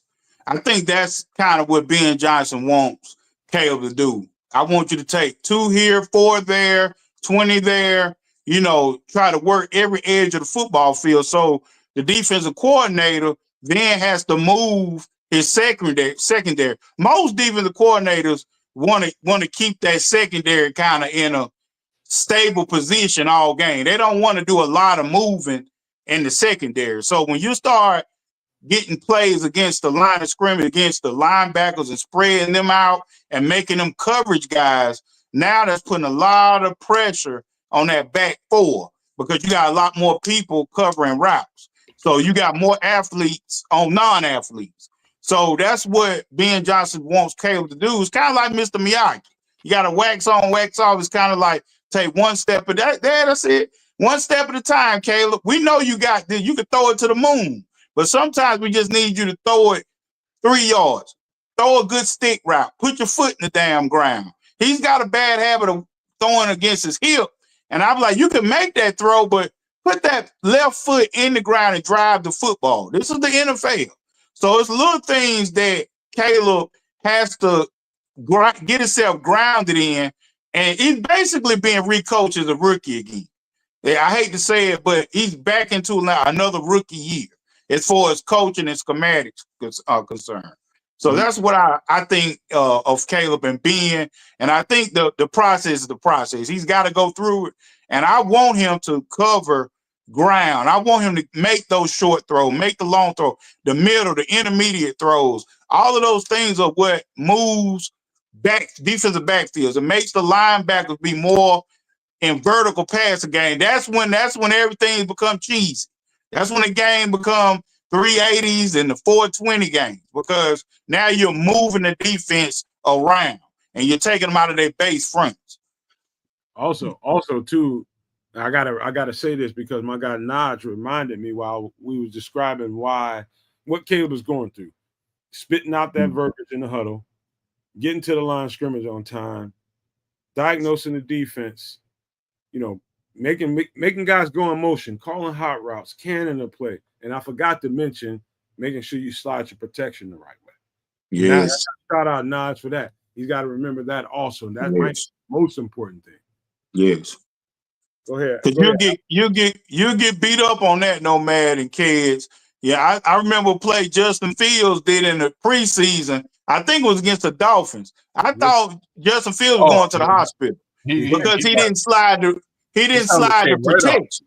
Yeah, his helmet. You know what I'm saying?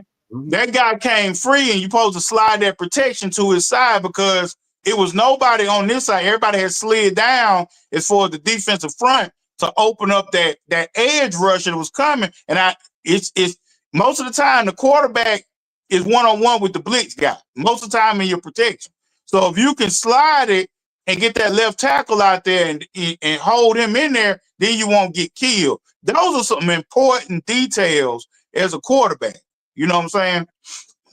110%. Go ahead, kid.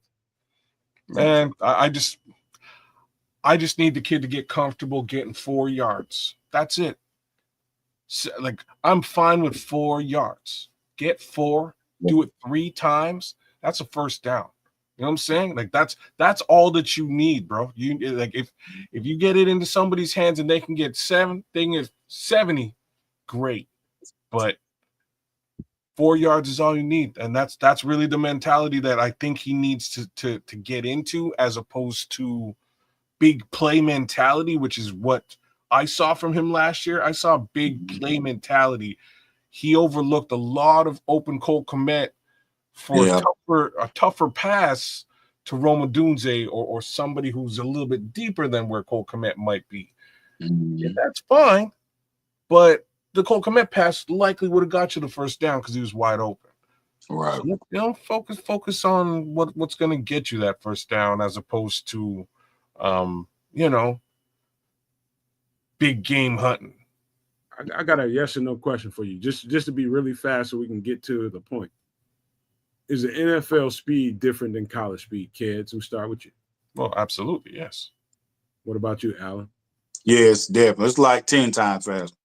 Okay, so why is NFL structure important versus college structure, and why coaches emphasize why you have to learn how to play NFL on an NFL level as a quarterback versus college? College, a lot of these colleges are doing these quarterbacks a disservice by training them in this RPO system and this shotgun stuff where calls are coming from the sidelines.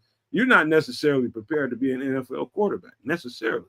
You know what I mean? Especially if you go to a system like this one where it's required for you to learn how to play under center, learn how to understand verbiage and go to the huddle and spit it out and know what those calls are. This is a whole different universe Caleb is existing in right now. And he's not right now. I think they're taking the training wheels off of them early, but the training wheels have to come off now. Unfortunately, they have to come off now, and you're going to see some malfunction. You're going to see some hiccups. That doesn't mean Caleb Williams is going to be a bad quarterback. All that means is this is just where he is in the process. I think I can't say that enough times. Be okay with where this kid is in his process. He'll learn. He just has to get more reps. That's it. Yeah. I got nothing to add to that. You know what I mean? Like, that's exactly where that needs to be.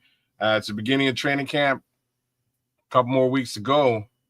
Let's see how he does between now and then. And like, I'd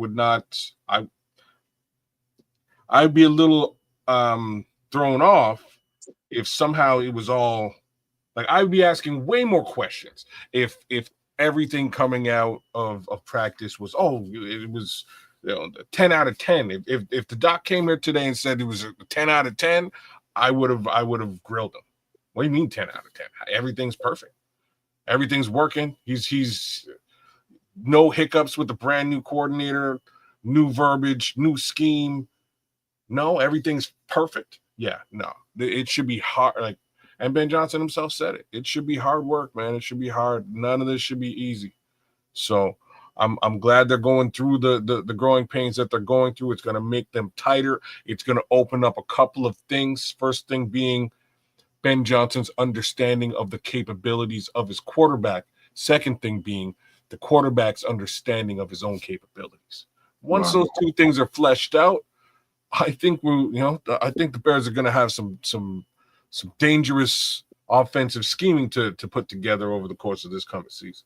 Alan, you can understand why I've been telling the No Maniacs and Super No Maniacs over on this channel why I believe that the defense is going to be especially important under this circumstance with Caleb Williams learning this new offense and how much he has to learn, why they need to be more prepared than he is right now, a lot more prepared and a lot more ready to fire and get down versus Caleb. I believe this defense is right where it needs to be versus, dependent based on what I'm hearing out of camp. And I think they're going to need to carry the offense at times. A lot. Yeah. You think I'm right or wrong? Yeah, you're correct, man. This defense need to be top 10. It needs to be a top 10 defense for us to go 10-7. For us to be a playoff team, our defense needs to be a top 10. It's just no way around it. All right. Can we do the we gotta let me get to this because Laz says, does Case Keenum give the Bears a better chance of winning early on in the season? Truth is, I'm not sugarcoating shit. I don't over here on this channel. Truth is, as of right now, Case Keenum, Tyson Bagent, they do. I would just say Case Keenum, just in particular. Yeah. Yes, they're better purported to win football games than Caleb Williams just because of just where the roads travel. Just because of that. And it wouldn't surprise me, and it's a lot of people because Tyson Bagent had a better practice than Caleb Williams. And I said this to people on this channel. Don't be surprised when you hear. Did I not say this, kid? Don't be surprised when you hear that Tyson Bagent, Case Keenum, and these other quarterbacks they look better in the offense than Caleb Williams does. Don't be surprised when you hear that. And I don't know how that sounded when I said it, but now you can kind of sense what I'm getting at, that these guys are more prepared for this than Caleb Williams. Caleb Williams is at the infancy stage. All right, I want you to zero in on Tyson Bagent and explain to people why you feel that way. Not Case Keenum. Case Keenum, we understand why. He's a veteran. He's been in multiple offenses. He's used to these things. He's carried a backup clipboard for multiple teams. We know who Case Keenum is. Why would you say that similar thing about Tyson Bagent? Okay, because Tyson Bagent is in his third year in a row in some semblance of a West Coast offense. So he knows structurally how that's designed. The verbiage changed. That's all it is for Tyson Bagent is the verbiage change. All he had to do was get cold what the verbiage was. And he's got one more year more advantage than Caleb Williams. That's why he looks a little bit better than Caleb Williams. Caleb Williams, this is his second year into a pro West Coast style offense. This is going into Tyson Bagent's third year. That's the difference. What about under center case scenario? Would that be more familiar to Tyson Bagent than potentially Caleb Williams? Yes, given that year. Given that year, they got under center quite a bit when his first year started. Interesting. Well, it's the truth, man. I mean, Tyson. Oh no, and there's nothing wrong with that being the truth. What you're saying is that this is based on experience, your assessment, and that is totally fair. Because I have slight reservations about Tyson Bagent, but those reservations, for the most part, are also reservations I also have with Caleb Williams. So it's kind of 6 of one, half dozen of the other for me. So you start with the guy that you just drafted at the number 1 position. That's really my thoughts. The other side of my thoughts, though, is that you get Tyson Bagent a whole bunch of reps, a whole bunch of screen time in the preseason. I think they should do the kid a favor, show him off. If he looks good in this offense, potentially show him off. I hate something, huh? Because you know how bad I hate to say that with this friction being so tight with Bears fans, with Caleb Williams, and well, you didn't. But and why I asked you to qualify it is you're not really saying anything. What you're saying, is he's more experienced, and that's a fact. You're saying something completely factual. He's done it for an extra year. I can't argue with that. I don't think anybody can argue with it. It's a bloody fact. So if that's the case, show the kid off. And when I say show the kid off, one more time, he's an undrafted free agent. We got him on this team for nothing. If you can get something for Tyson Bagent and give him a shot at starting with some sort of team, do it. Get something for Tyson Bagent. I don't know what you're going to get for him, but my point is anything is better than nothing, right? You paid nothing to get him. If you get something, you win. I look at it. You got to look at it this way too, kids. And this is going to sound like a hot take to everybody too. What I would say to everybody out here listening to my voice is let's see what happens after they just put him out there in a public scrimmage and see how he functioned. It wasn't all bad. Now, I want to say that too. Caleb Williams had some nice looking throws out there, and he operated well, let's just say 30, 40% of the time. But that 60%, is overwhelming. And let's just say they have a lot of ground to gain right now to get Caleb Williams ready for a preseason game and get him ready for joint practices. In those joint practices, they're going to figure out some stuff. They're going to, right now, they're game planning on how to best present this guy and make sure that he's in stuff that's more comfortable for him. They're going to tailor back some of the installs and all that kind of stuff and kind of get him ready to take the training wheels off so he can operate. So he doesn't have to think as much as he's had to do in the first 2 weeks of practices. What you expect is, okay, we think he's going to retain quite a bit of this and he'll be able to operate. We expect a hiccup or two, during those sessions and maybe during the preseason game. We might get 1 or 2 of those hiccups. We're ready for that. We expect that. But if he goes out there and the retention level is a little bit lower than they expected him to have, don't be surprised. This is not Ben Johnson's quarterback. Don't be surprised if they hand up, because at the end of the day, it's about winning. And unless Ben Johnson, he's got a good contract, Ryan Poles got a good contract, we can go into this season and really struggle and not win a whole lot of games, but you're going to lose your locker room like that. If they start thinking about it in that context, they might, if Caleb Williams is not where he needs to be come, week 1 or at the end of that second preseason game, they might start giving quarterbacks more reps, man. I'm just going to be honest with you, man. Unless Caleb Williams turns that corner, man, they might. That's where you and I defer.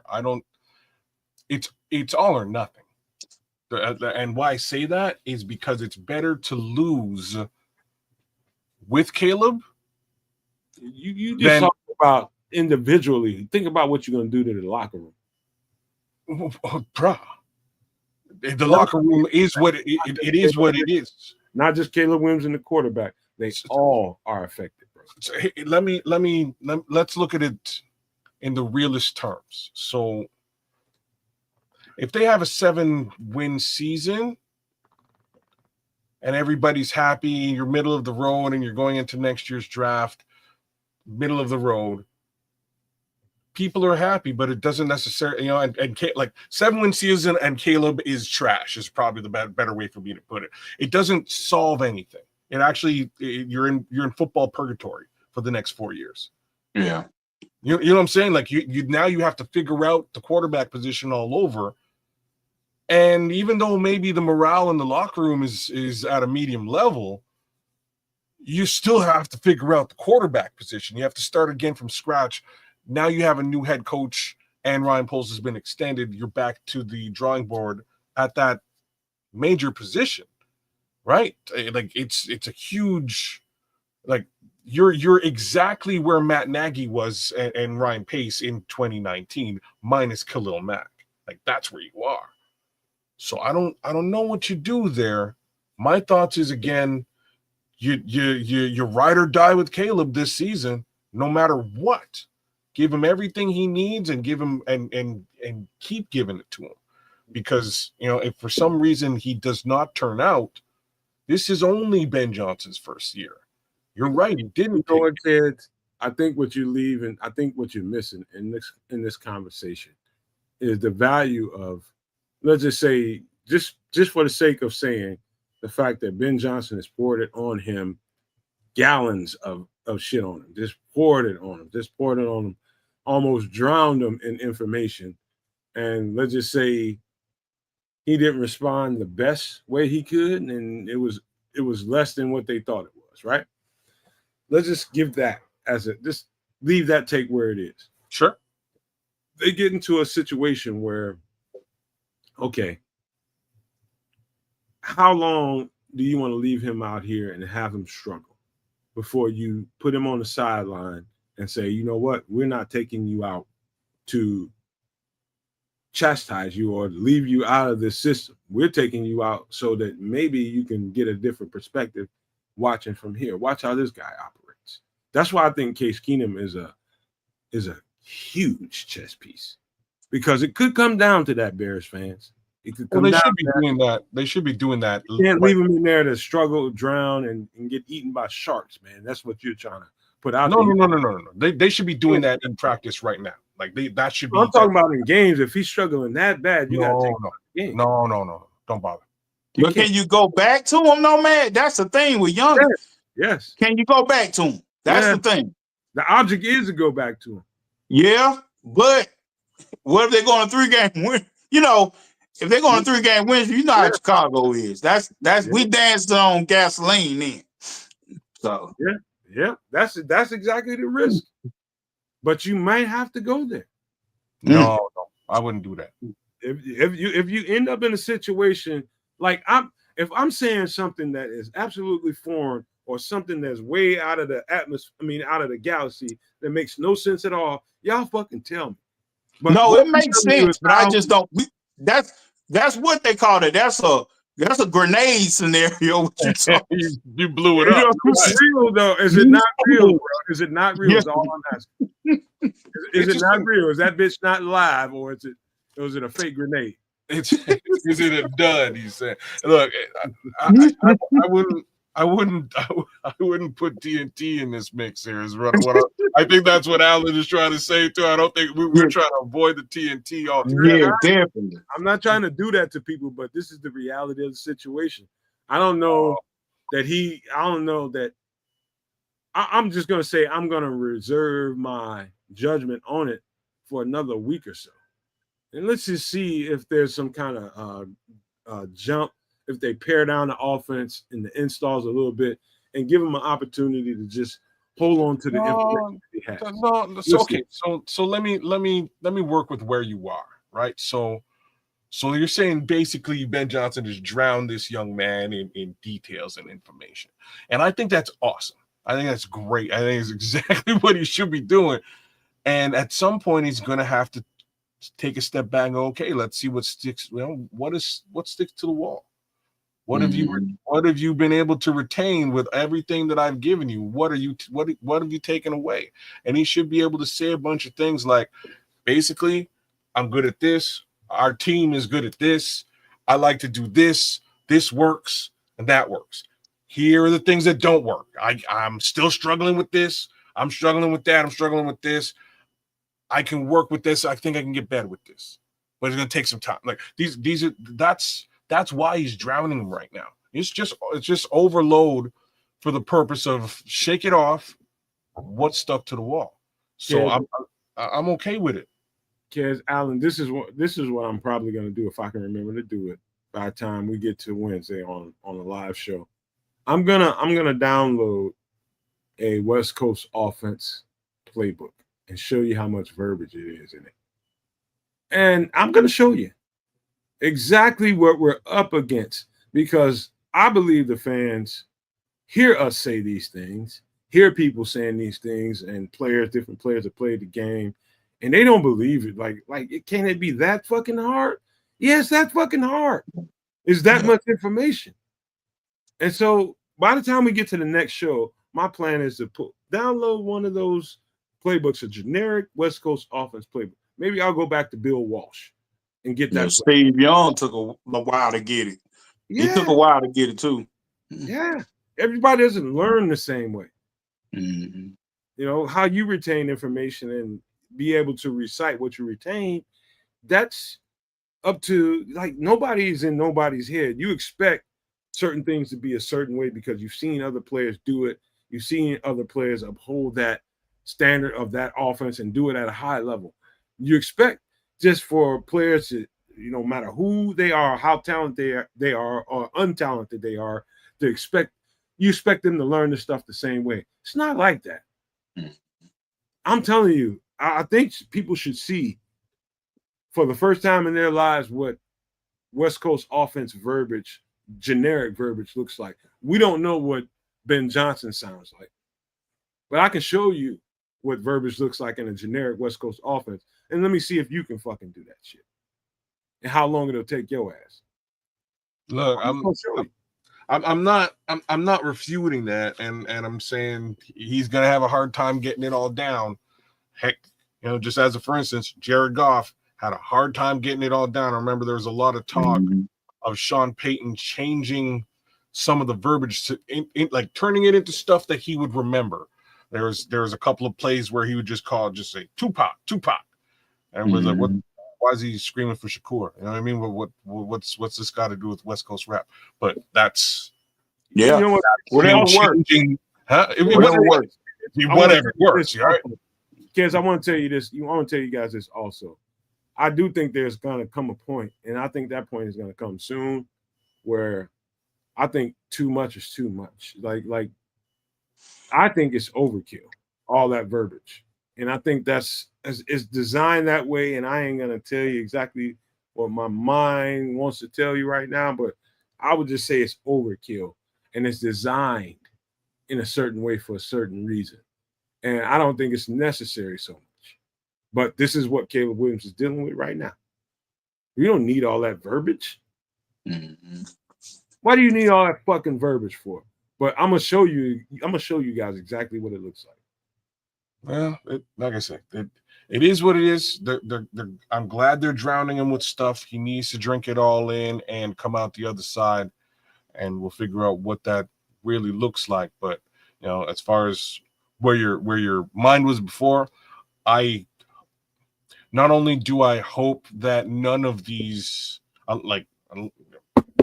unless he's injured, knock on wood, I hope to see none of these backup quarterbacks in action this season at all. Let me ask you a question. If I ran to the line of scrimmage and I said 77 pistol, preset, if you ain't getting it, okay, preset means, okay, oh yeah. Now this is in the midst of a play. And you gotta, you know what I'm saying, Alan? This is what we're dealing with. 77 pistol preset. This is the kind of language in this fucking book. It's like fans just love to see the actual play happen, and the winning and the losing, the touchdowns, and don't know what the fuck goes into it. Yeah. I'm sorry for Caleb Williams. This is his first fucking year of hardcore West Coast offense. Understand? Go ahead, Alan. Speak to it. No, I was just saying, I was agreeing with you. Man, it is too much. But kids, go ahead. I'm sorry for interrupting you, but that's just what my eyes. I'm with it. I'm with you. It's going to be tough. It's a mental challenge for him. That challenge is going to continue on. And I as far as Dan Orlovsky's concerned, I think he's 1,000,000,000% correct in that aspect of it. It's going to take him a while to truly master that verbiage. He's already been through potentially 3 iterations of that verbiage. This would be his 3rd iteration, right? So it's not easy, right? That's something he's going to have to grow into. But I expect that to be foreseen by Ben Johnson. I think Ben Johnson should have a good understanding that that portion is going to be a bit of a challenge for the kid. And I think that's part and parcel as to why, why that play sort of went off today where no call went in. I think that's a great thing to simulate. And I was trying to get to it earlier, but in simulating that, if you're having trouble with the verbiage, if no play comes in, what do? Right? You should have a couple of plays up your sleeve that you can just rock out with and call yourself. Call it. Boom. Right? Things like that, having little contingencies like that in place are going to help him progress. It's also going to help this team win if he's leaning on plays that he knows how to run. All right. Hey, Al, you know what I wanted to add, you guys? Did Caleb have a wristband last year? Did he have a playbook wristband last year? I can't seem to remember if he had one last year or not. Do y'all remember him looking down? I believe he had one. I don't know how much he leaned on it. I believe he had one. Don't quote me now. I believe one available. This year definitely doesn't have one. I don't know if that's going to be the same going into the season. Depending on how they're evaluating Caleb Williams, by the time the season comes about in the next 4 or 5 weeks, he might end up with one in the system. If they don't feel like he's got it where he needs to be, he could end up with one. As of now, he has nothing. And I want to say that, it seems like I can remember a call sheet on his wrist, but I don't know, Alan, man. I think he had a call sheet towards when Thomas Brown took over. After Thomas Brown took over, I think he got a call sheet in. Before Thomas Brown, 0 call sheet. Yeah. All right. I'll tell you what, man, because we're up against the wall. And Alan, man, this is so cool, man. You got to make sure you come back, man, because we got a little spirited here because we just came off a family fest. There's a lot of news out there, a lot of people talking about how good Caleb Williams was or wasn't. We had another guest on who is Dr. Mason West, who shout out to Dr. Mason West on Second City Gridiron, man, one of my favorite people to talk on the show. But man, I want to do a little bit more, man, because I don't think we got to as much as we could have gotten to if we didn't have another guest, man. So you good. I want to do better, man. I'm just gonna let you know the door is wide ass open for you to come on back and we can get better about that, man. I guarantee you that. But we got you good, man. Look, I appreciate you guys, man, and I'm gonna definitely come back on, man, and hopefully, man, we get you guys on ours one day. And but yeah, man, I don't mind collabing, man, especially with you guys, man. I think the world of y'all, man. Y'all just make me feel at home, man. So I appreciate the invite, man. You are at home, bro. I just know, and I'll speak for myself. I think I speak for kids too. Say my name 3 times like Candy, man. I'll be over there. I'll be over there. No doubt. Absolutely. Hey, let's get to some pleasantry before. Okay, before we shut it down, kids. I know you want to shut it down. Before we shut it down, let's. There's one last. We're going to go into overtime for like 5 minutes. I'm doing this for you, man. I know you are. 5 minutes of overtime before we shut her down. All right, we'll do some overtime. All right, Micah Parsons.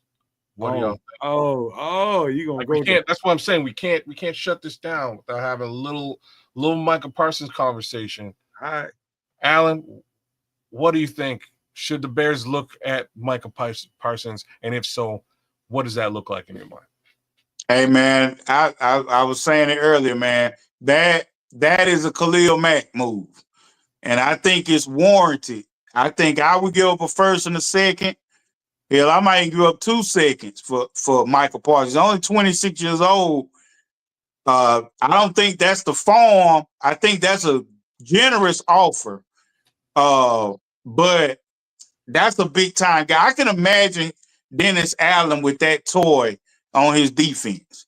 That guy would be lined up all over the field. We would see number 11 anywhere.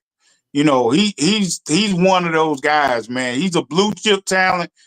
You don't have enough blue chip talent. Nobody has too much blue chip talent. And he's one of those guys. And I feel like if Ryan if he can get that move in there and Dallas is willing to listen, I am all for it by any means necessary. No, man, what do you think?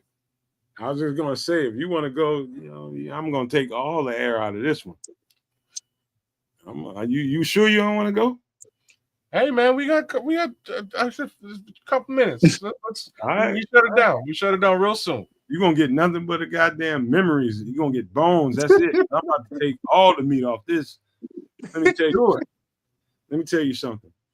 Once in any GM's lifetime, not a human being's lifetime, I'm talking about a GM's lifespan, you get an opportunity like this. And you don't. And when I say you don't F around when it comes to this. This is and I said this on a short, and I'll say it again. People use that generational talent phrase a little too much. Those words are just thrown around way too much, especially on social media. This is generational talent. Most of the time, I agree with your ass. But I'm going to tell you this right now. Micah Parsons will change your franchise's outcome. Period, point blank. When the GM has an opportunity to make a move like this, if you're like Howie Roseman, just imagine if the Philadelphia Eagles were in a position where they felt like we need a guy like that to get us over the top. What do you think Howie Roseman would do to do that? The question is, move heaven and earth. Exactly, bro. Exactly. We need a situational. We've got a situation here where we don't feel like our quarterback is exactly where he needs to be. Well, we feel like he's going to get there. But in the meantime, while he gets there, what can we do defensively to give him an advantage while he's growing in the system? Give him a beast. Give him a beast outside the other beast on the other side, who's Montez Sweat, who is having a camp.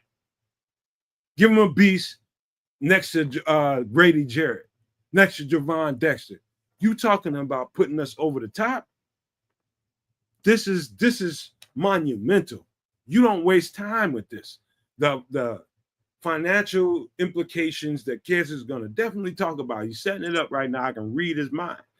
He's setting it up right now. The financial implications, the salary cap stuff that comes with that. Figure that shit out later. Restructure shit later. Right now, you got a second-year quarterback. Fucking get him and dominate. If you don't, you're not looking at this like a championship organization. You're looking at this like an organization that, okay, we just somewhere in that, I don't know, space. If you're real, if you're confident as you sound like you are at the podium, if the coach is confident as he is at the podium, you fucking make this move and you don't think twice about it. This is a motherfucker that changes games. I watched him do it. He can do anything on the football field defensively. And I'm telling you right now, if Ryan Poles ain't in that hunt to try to acquire Micah Parsons, he's a shitty ass GM. And I will say that openly. And I try to refrain from making those kinds of statements towards these guys to give them an opportunity. But if you ain't got a dog in this race, You done fucked up. And I'll just leave it there. That was great. Both of y'all did a fantastic job. So I will. I'll start here. So there was another trade in the NFL this week, which was for Terry McLaurin. Or at least that's my understanding. I believe the Dolphins may have picked him up. I'm not sure if that's been closed or gone through. Actually, I'm going to verify if that is a fact right now. What? Say that again. Let me just verify. What was it? Okay, you know what? I'm gonna retract that and just stick to the realities. The realities are most of what you said is true. Go do the darn thing if you need to do it. That this will put this team well over and above the high watermark from a defensive perspective.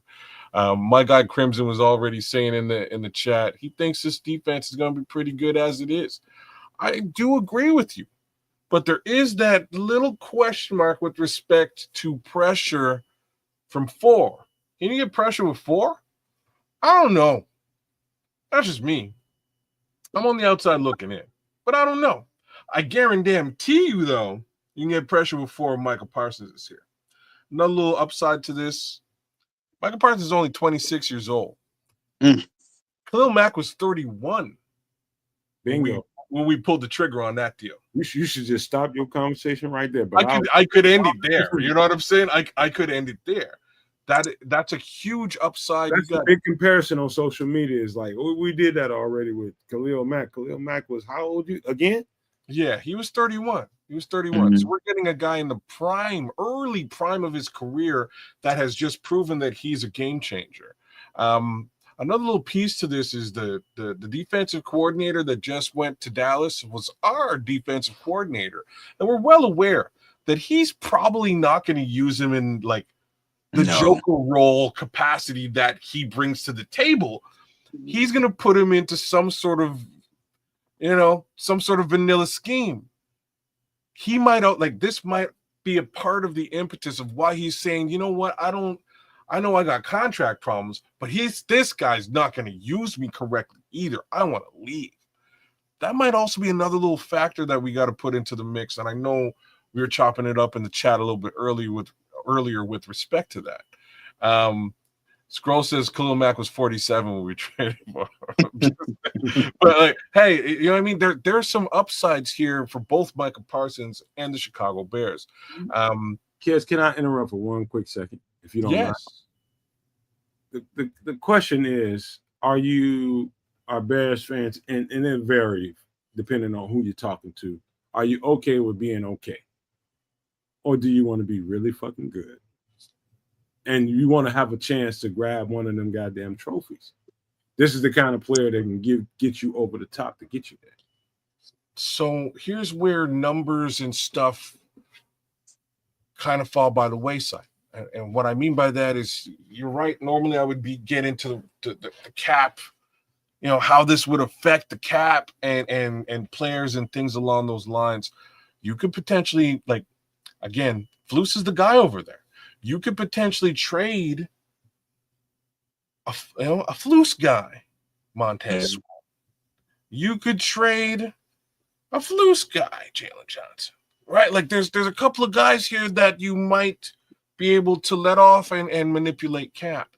At the end of the day, this puts Chicago in a situation where they have a pass rush. There's definitely somebody who can set the edge. Secondary is super stout. And the linebackers are solid too. This defense would likely be a top 5 defense with the addition of this guy. Easily. And, you know what I'm saying? That's my thoughts there. And I think you can move the numbers around to make it work. Now, to finish this conversation, if you're just going to go into the year 2026 draft and draft a defensive end that you need to develop, might as well trade the pick too. Hey, Kez, I got a question for you and Alan real quick. For sure thing. I'm giving you scenario and just letting you use your good judgment in your mind to see where I'm coming. Could you imagine? Now, when you're in the stadium playing around a whole bunch of people, you got thousands and thousands, tens of thousands of people around you, cheering at every fucking thing you do. Could you imagine, like, say you get a Micah Parsons across with Montez Sweat, and both of those guys are attacking the line of scrimmage and getting after the quarterback? Can you imagine moments, whether it's home or away, well, having that individual piece? And this goes back to, you okay with being all right, just all right, or you okay with, being a winner? Because that's where I'm tired of going through cycles where we're trying to figure out the next thing to do. I'm sick of that. I'm sick and tired of that. Well, let me say this. Can you imagine a scenario where the defense has really, really taken control of a game and has given the ball back to the quarterback multiple times, and the crowd is intensifying, and it makes the quarterback raise his level because the defense is dominating and giving him opportunities? Does that raise a quarterback's level and say, you know what, I got to make a play here because I can't let these guys down? Look at this shit, what they're doing. It's on me. You get what I'm saying, Alan? Yeah. Does that make sense to you at all? Yeah, the quarterback's got to raise his game to another level because the defense is putting him in position to win. A couple of games past year, the defense held us together, but we couldn't close those games, and that makes a big deal. And I think later Caleb started picking up, and they start evening out the game where Caleb started propelling the defense when the defense is kind of against the wall. So that is complimentary football, is what they say. So that's gonna definitely be a major tick for Caleb. If you can get a guy like that, the pressure is on. You got to be like, we're gonna get the ball back a lot of times. We might get the ball back a lot of times on the other side of the 50, with turnovers. So you got to be prepared to score, and score. So that's going to prepare the offense. That's going to be a domino effect of this type of move. This is a cataclysmic type of move. See what I'm saying, kids? It's not like the quarterback and the offense is going to be obtuse to this impact player on your defense. They got to answer that because they got to deal with that in the locker room, man. We gave y'all the ball 3 times. Y'all ain't do shit. Y'all ain't fucking thing. Well, and this is where I slightly disagree with what you're saying, because I've we did this, we saw this with the Mac trade, right?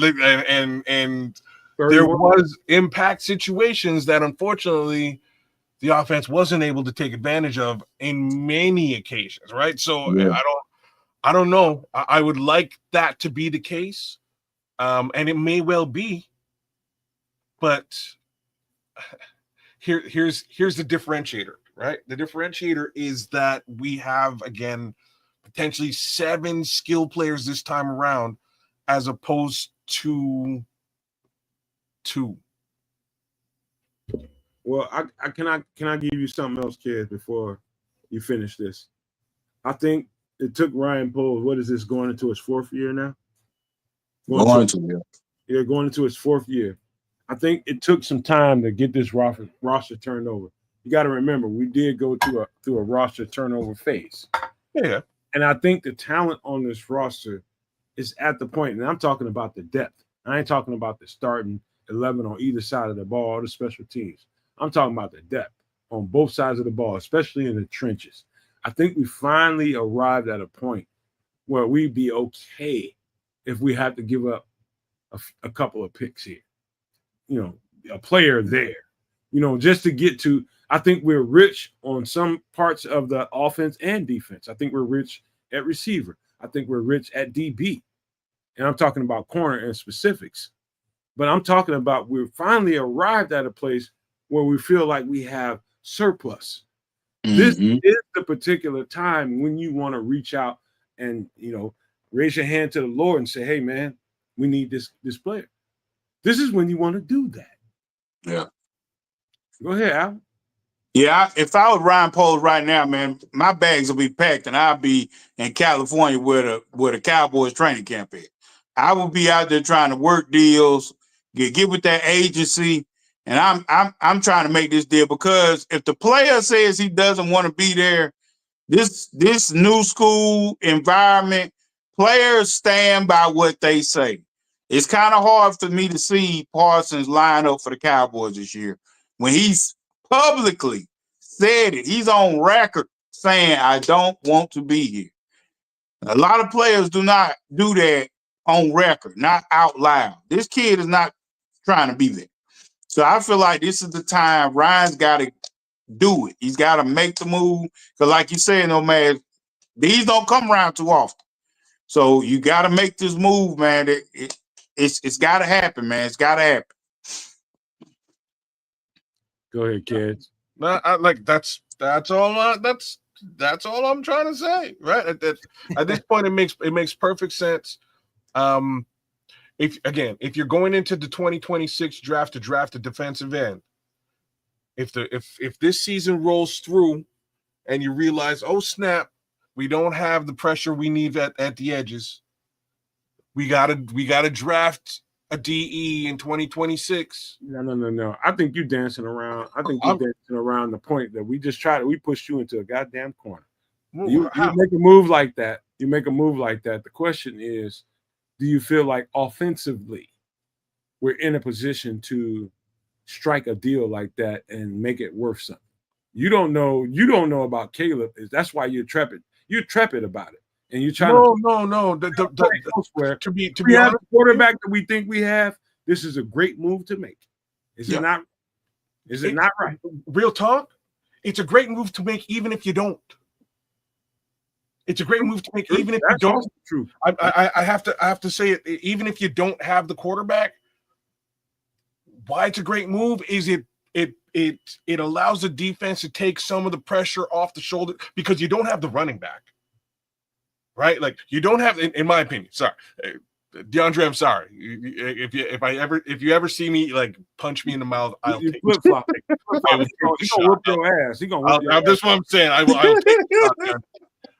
This puts you in a different situation. The defense is going to take the pressure off the quarterback. That's huge. If the defense can do that, you potentially give the young man another year to grow in the offense. With a 26-year-old kid, you could, some of these kids coming in and you draft them at 26. You know what I'm saying? Like this is what we're talking about. So I think it extends the life cycle of Caleb Williams. It gives him an additional year, A, with less pressure on his shoulders, B, an additional year to learn what he needs to learn to get that much better in Ben Johnson's scheme. I think you do it regardless. All right, I got to tee up this last conversation, and it's going to be a good one. And this is something that people have been, in my Twitter DMs, privately, and after comments on shows or on shorts, whichever way they can comment on something that was being spoken to. And the more I think about it, I think there's some relation to what I'm about to say. I'm going to say it just openly and let you guys respond to it. I think so because at the beginning, we started training camp and Jalen Johnson automatically just phantomly came up with some kind of leg or a hamstring or soft tissue injury.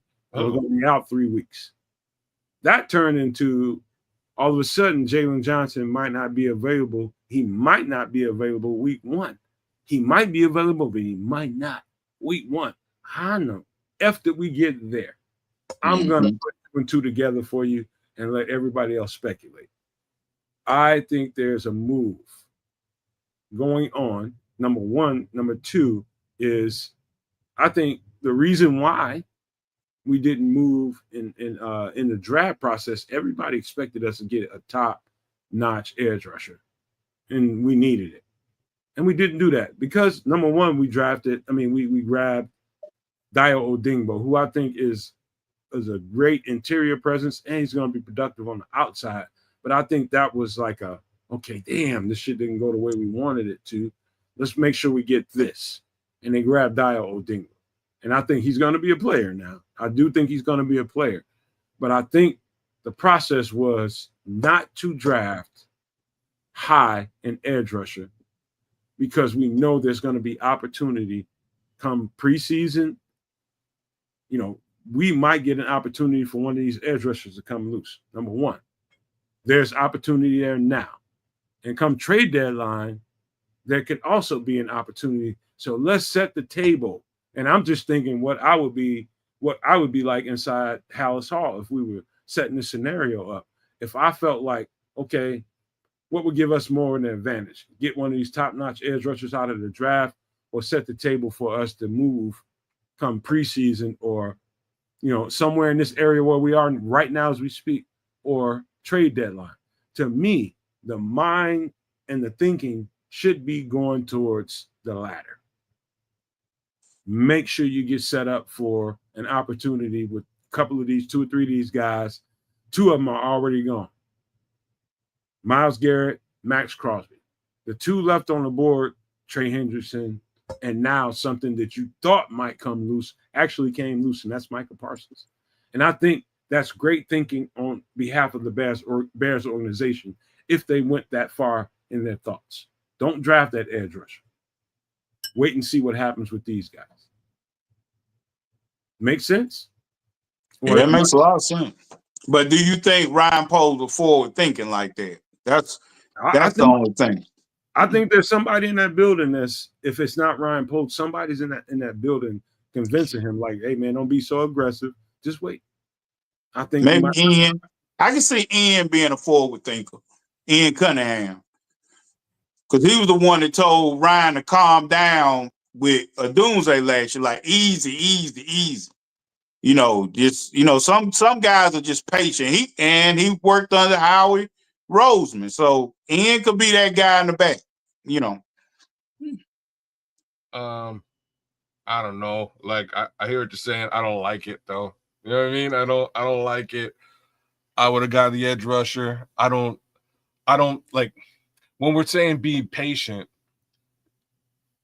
like he's waited to the 5th round to draft a single edge rusher through his entire tenure. There's only been one, right? It's just weird to me. You have all this capital that you've traded, wheeled, and dealed, and it's all in your hands, and you need to get pressure. Fluce's entire defense is predicated on the front 4 getting pressure. No. That's just where my headspace is. I don't understand. Like if he's saying, oh, well, maybe somebody falls out and we can get him. Fact is, you're paying for that guy, and then you went and you paid for Dale. I don't get it. I don't get the science. It doesn't make, from a GM perspective, it doesn't make GM science to me. It just doesn't add up. You're spending money. You're spending money on a guy who doesn't fit the bill potentially. He's a edge setter, not an edge rusher. It's fine, but it still leaves you in a position where you got to spend money or draft pick down the road. One more thing to get to, and Allen is picking it up. He's picking it up. I'm putting it down. Kids, you picking it up too. You are, and you're usually a little bit more rigid, and I have to try to convince you a little bit more. But I'm telling you right now, and I'm just going to say this. I'm not going to ask you a question. I'm going to say this. Colston Loveland is pretty good. He's pretty good. But you're not going to tell me that Colston Loveland was so fucking good that you would avoid drafting some of these guys that we avoided drafting to get to Colston Loveland. Colston Loveland was a plan B. They did not draft the edge rusher because now, I'm not saying Colston Loveland is going to be bad or he's not worth that draft pick. He is absolutely worth it. But you're not going to tell me that the opportunity to get an edge rusher, you going to tell me that Colston Loveland trumped that in that situation? No, hell fucking no. He did. I'm telling you right now, they are setting up a scenario that they're going to get an edge rusher. It's about when and who. They didn't do all this shit for nothing, man. These guys are good in this draft. They didn't draft an edge rusher at all. It went all the way into the UDFA market before they got an edge rusher. Now if you told me, okay, if they didn't get one at 10, All right, I can swallow that and accept that. They didn't get one in the second, third round. All right, let's see. They must have saw somebody later on that might be a fourth round or fifth round. They think they can get something out of this kid. They didn't draft one at all. That told me everything that I needed to know. They are planning for this period right now and the free agent deadline. I mean the trade deadline. That's what they're doing. The plan is for that. Alan, you go, man. Yeah, I wanna believe the forward thinking. It's a void. It's definitely the mathematics is there, no man. The math is there. You got the math right there. I just don't give Ryan that credit. But if it is so, that's definitely good board management, like watching the board for playing chess. You know what I'm saying? This is good board movement. As far as like anticipating somebody coming. Now, those agents in the back room, this chatter could have been going on last year. I mean, and these guys are talking all the time. Well, this guy might come loose. Well, how good or how big are the chances? 7 out of 10 or 8.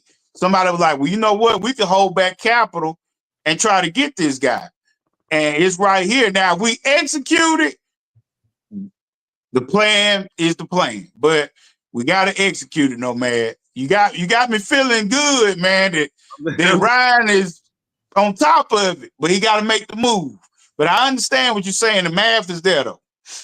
It don't make no sense to me. They didn't. I'm telling you, Alan. Think about it in its totality. They didn't draft an edge rusher at all, and it was when you don't draft an edge rusher at all, just read the damn writing on the wall. Mm-hmm. What's the plan? If you didn't draft one at all, not just the first couple of picks, you didn't draft one at all. What are you thinking about? Sometimes you just got to see what the fuck right in front of your face. Mm-hmm. So Austin Booker, if I'm saying right, Booker, that couldn't have been the plan for him because he's not even a Dennis Allen type of guy with the body frame. So you knew he wasn't going into the season just knowing with that. So it's got to be some kind of forward thinking somewhere. But this is a big jump if they look this forward down the line. I'm sorry. I love both of y'all, but I don't see it.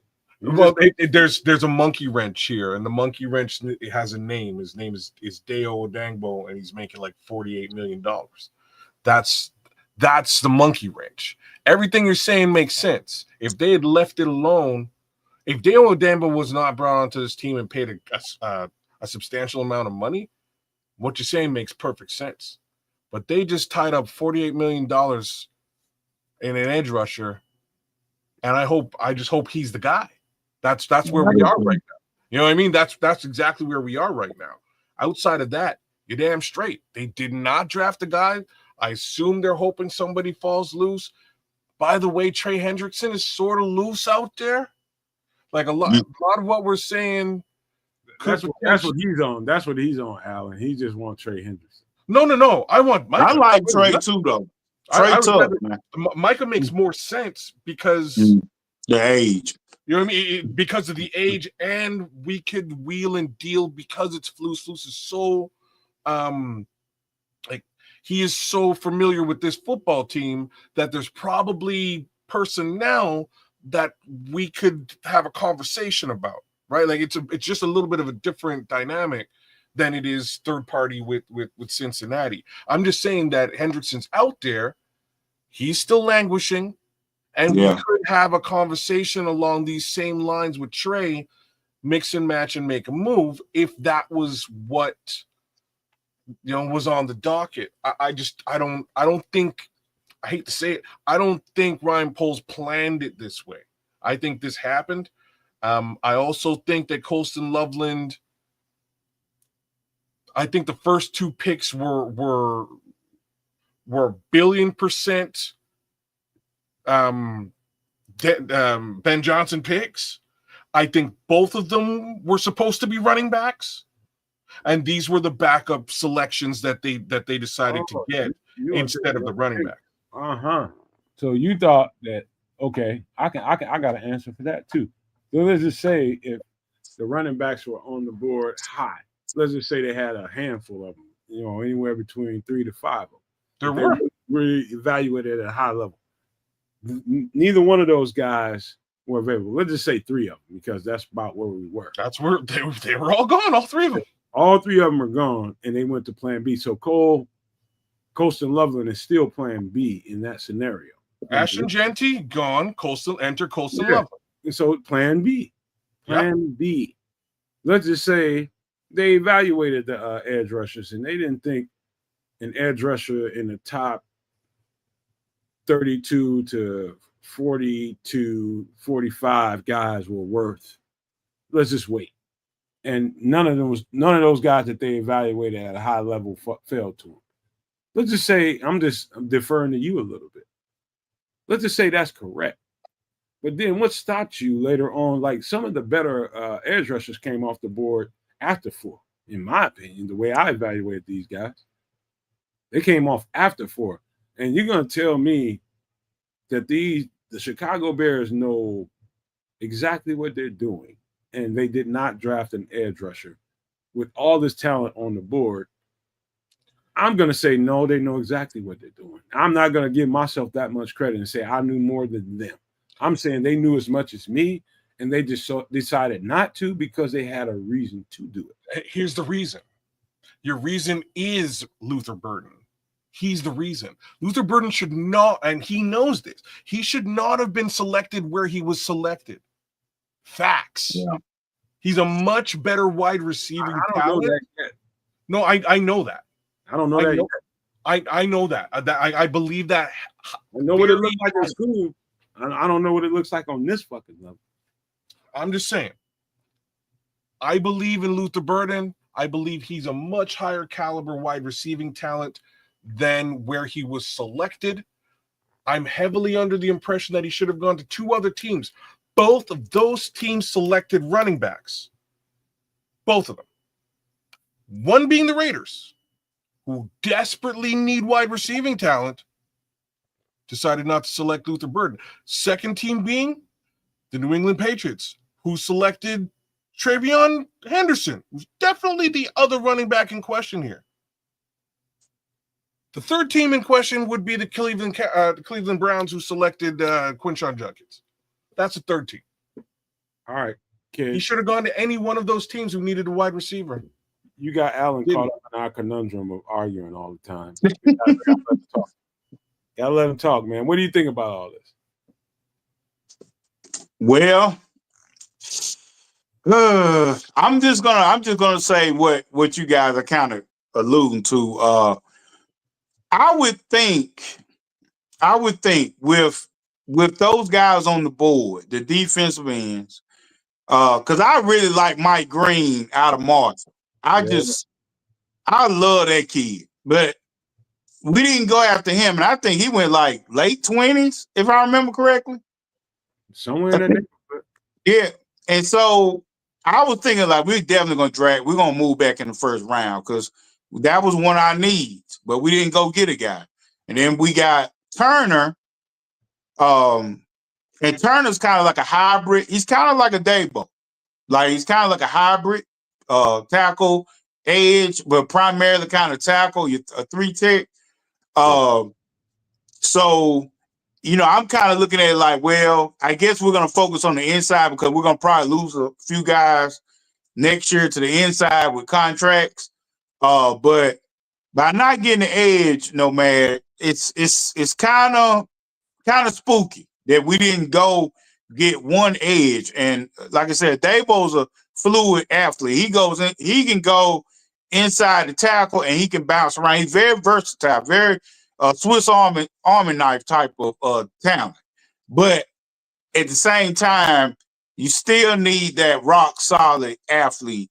And that's why I think this could go the way we're thinking, Nomad and Kez, that it might be a move out there, this hidden move that was already prepared because of the board. They didn't take anybody, didn't like what was on the board. But then, like you say, Kez, that $48 million is $48 million. So it's still a salary cap. This ain't a league. It ain't baseball. There's no salary cap. So we still got to pay attention. Are we going to have a $90 million salary cap with the defensive line? That would definitely be the case if we get Parsons and Sweat. That would we will be leaning very heavy on the defensive line. But you know what? I'm cool with it. If they want to do it that way, I am totally cool with it. Ain't no pocket watching. Ain't no pocket watching. Fuck all that. These is billionaires. Nobody let them worry about that shit. That's right. Results. Got a couple of years. I want to see years with Caleb on low money. There are a couple of years with Luther on low money, Colston on low money. We don't know nothing about none of these. All we know is what we think they can be. What we know for a fact is that we put Micah Parsons on this roster. Game time. Game fucking time. It's time. Yes, sir. That all these projections about Luther Burden, Colston, Loveland, Caleb Williams, this is just projection. We know for a fact what we'll do if Micah Parsons gets on this roster. We know that. That's why every is a projection. Every single one of them. I don't care who they are, where they get drafted at. It's a projection. Until they get on this level and show what they can do, Micah Parsons, we know. And that's why I'm actually making this suggestion, to be frank with you, right? That's why I brought this. I had to bring this up before we shut it down, because if we're moving into 2026 one more time and we're looking to draft an edge and we're going to have to develop him and get him to where he needs to be, Michael Parsons is already there. I'd throw that first rounder at him one time. If they need more than that, then my thoughts is let's talk about a player. Is there a player that Flus covets that's on the Bears today that potentially we could move over to Dallas and would help the Cowboys out? That would be my thoughts, man. I would definitely throw our first round pick next season and a player. I would do that for Parsons. All right, let's go ahead and put a bow on this thing, because I know if we let this get any more air, we'll be on here for another hour. I don't know what kind of time Alan has, but I'm so grateful that you were here for this amount of time. You rock with us, man. And that was exactly what I thought, man, when I said Alan gets on here, he gonna get spirited about this football stuff, man, and he's just gonna be himself. And that's exactly what happened, Alan, man. It was great. It was great, dog. I'm just gonna tell you. Thank you, man. Talk, your spirit was awesome, man. I'm just telling you right now. You're free to come back anytime you want to. Just let me know, man. That spirit was great, man. I'm just letting you know. Appreciate it, man. Thank you, guys. We appreciated having you, man. Where can folks find you? Give yourself a shameless plug. Well, man, I appreciate y'all guys, man, and in the audience, man, and for having me on. This is a great show. But you can find me at CNG Podcast with CJ and G Walker. We on Twitter, we on Facebook and YouTube. And you can also find me on Twitter as Bears Fans Lounge. I usually do videos and stuff like that and breakdowns of players. I haven't started yet. I usually start about the first week of preseason and go down like that. But yeah, that's where you can find me, man. I appreciate it, everybody, and thanks for everything. Don't worry about it, MC Fact. You can tell by just listening to him. He has a football background, unless he wants to tell you. I know this dude done been around some football. I just listen to him, and I know that. I played 1 year at the HBCU, man. I played 1 year Livingstone back in the late 90s. So, and I played high school, of course. So, yeah, I got to collegiate football, but I ain't go no further than that. And we ran like a 4-3 zone blitz scheme, man. So that scheme is not around like it was back then. So that was a very awkward. It kind of came from our defensive coordinator was a linebacker from North Carolina. You remember them teams with Mac Brown in the early 90s? You remember that team? Oh yeah, hell yeah. Yes. So yeah, that he brought that scheme to our team, and that 4-3 scheme is a little bit more hybrid, and it's built for like a thumping style, blitzing your linebackers, things like that, covering your gaps, like every gap's covered. opposed to now with the 4-3, everybody's in coverage. You know, I wasn't a coverage linebacker. I was one of them thumper types, snot bubble types. So, you know, played defensive line in high school. So I kind of moved around in the front seven. Anybody that can talk like Alan talk has been around the game. All you have to do is just know what you know, and you know this guy done played some football. He knows exactly what it is. He knows exactly what it is, and different schematics. You know, zone base is a lot of what I came from. You know, I came from that in high school. I went through that in college. We kind of like midway through the season got out of so much zone coverage because everybody when you're talking about dealing with a bunch of freshmen, a bunch of underclassmen, you got a couple of straggler, upperclassmen that were hanging around after this new coaching regime came in. We were testing a defense that we got pretty good at after, some guys lost scholarships and all kinds of stuff. But I've seen enough football to know that for the person that asked me where did I play in college, I'll just say Trinity College. That's why I played football. No, I didn't play at Trinity College, but I'm never going to tell y'all everything that you need to know or you want to know. But just know that all you got to do is hear my voice and you know football is coming out of it because it's in my soul and in my spirit. Mm-hmm. I can just tell Alan got that. He's got the same shit going on. Same shit going on. You just know the shit. It ain't a complicated game. It's not. No. What's made complicated is how, especially on the offensive side of the ball, is, things that we were just talking about on the show, the verbiage and all that extra stuff that goes on. I don't know that it's even necessary, but, this is where we are with the Bears offense and Caleb Williams and this new coach, and all the expectations are what they are. And I just hope we can meet them. But I tell you one thing, we'll be here, whether they meet them or not, we'll still be here talking about football. That's right. Giving you the reasons why they happen or don't happen, because there's always reasons. There's a why to every fucking thing. Everything. So I'll just leave that there and give it to Kez for some pleasantries before we get up out of here. All right. Hey, out Sunday night. Thanks for coming through. Thanks for checking me out on Keds the Canuck. If you haven't, do so right here on YouTube. Give me a like, share, subscribe. I would appreciate that. We are multi-streaming as we do, and we will continue to do. I got to give a big shout out to our guy, Alan Kennedy, for coming through. Shout outs to you. Shout outs to the good Dr. West. It's awesome to have both of you on the show tonight. Lots of insight.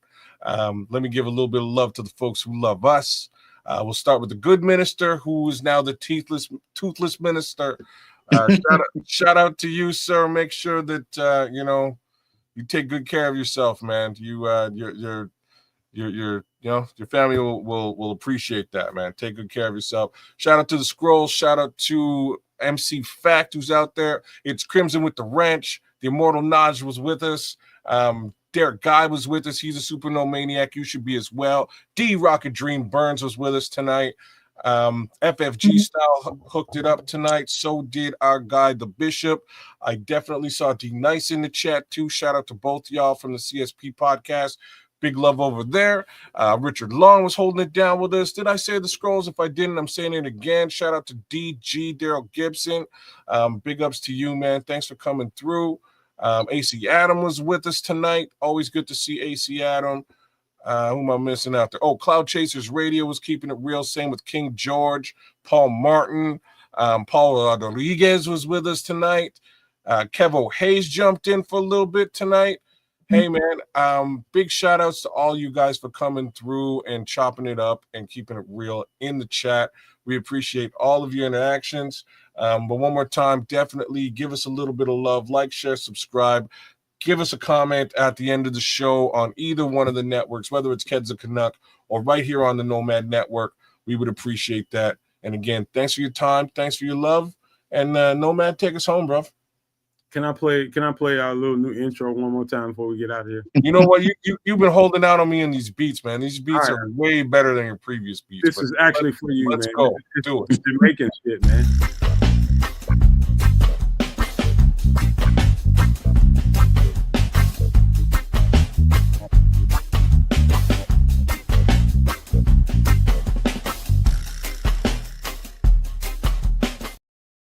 Yeah, man. Irie, bro. That's what I'm saying, man. You be Holding sleeping out. on me, man. You be sleeping on me, man. I told you. I ain't sleeping. You just showed me the wrong stuff, is all. I Man says had he to makes give you beats. the He baby put me food. some beats. The beats are all right. I had to give you the baby food first to see how you was gonna react, man. Hey, man. Like I say, these last couple of beats, even the beat for Dr. West was dope too, man. You did some. You're doing some things. Keep it up. Crimson said, "I dig the bass line. That bass line is everything in Jamaican music, in Rasta music. The bass line is everything. Kez will tell you that. I am Jamaican by spirit. I came there and I knew those were my people, man. I am a Jamaican. I just don't live there, man. They are my people. Yep, all about that bass, man. That's what we do. Bakayad, if that's if you know what I'm saying. But in any event, y'all, man, been a good one. Been a slice. I'm hype about this upcoming season. I know you guys are too. It's the off season, so ain't nothing better than some good old Bears hype. But let's be let's be scientific about the hype. Don't get overhyped. Don't get smoke blown up your ass. That's where I'm at. We're gonna be fine, man. Alan, I can't say enough, man. This was, I mean, the pleasure you get from doing podcasts are just, we have fun anyway. And Right. it's a good time talking about, anytime I'm talking about football, I'm having a good time. But when I'm sitting here talking with somebody, I feel you, bro. I'm just gonna say that. I definitely feel you. The connection is real. Y'all keep doing your thing over there on CNG, man. Y'all keep busting that thing out, man. I'm starting to see, once I start really researching what y'all was doing and watching the podcast, y'all got something, man. For real, y'all got something. Keep growing it. Keep elevating, man. Keep doing what you're doing, man, because you got some support over here. Anytime, right. if you want me come over there and do some stuff, I'll be glad to do it. It'd be my pleasure to do it. So, I think Kez feels the same way, man. So we're going to get up out of here and leave you guys with these famous words, because I want to probably try to get Kez some beats, man, because he be sleeping on it. But we're going to get up out of here with these famous words. If you can think it and you can see it, there's no reason in the world why you cannot absolutely manifest it. Do not, and I repeat, do not be a prisoner of your own mind. But with that being said, we are out.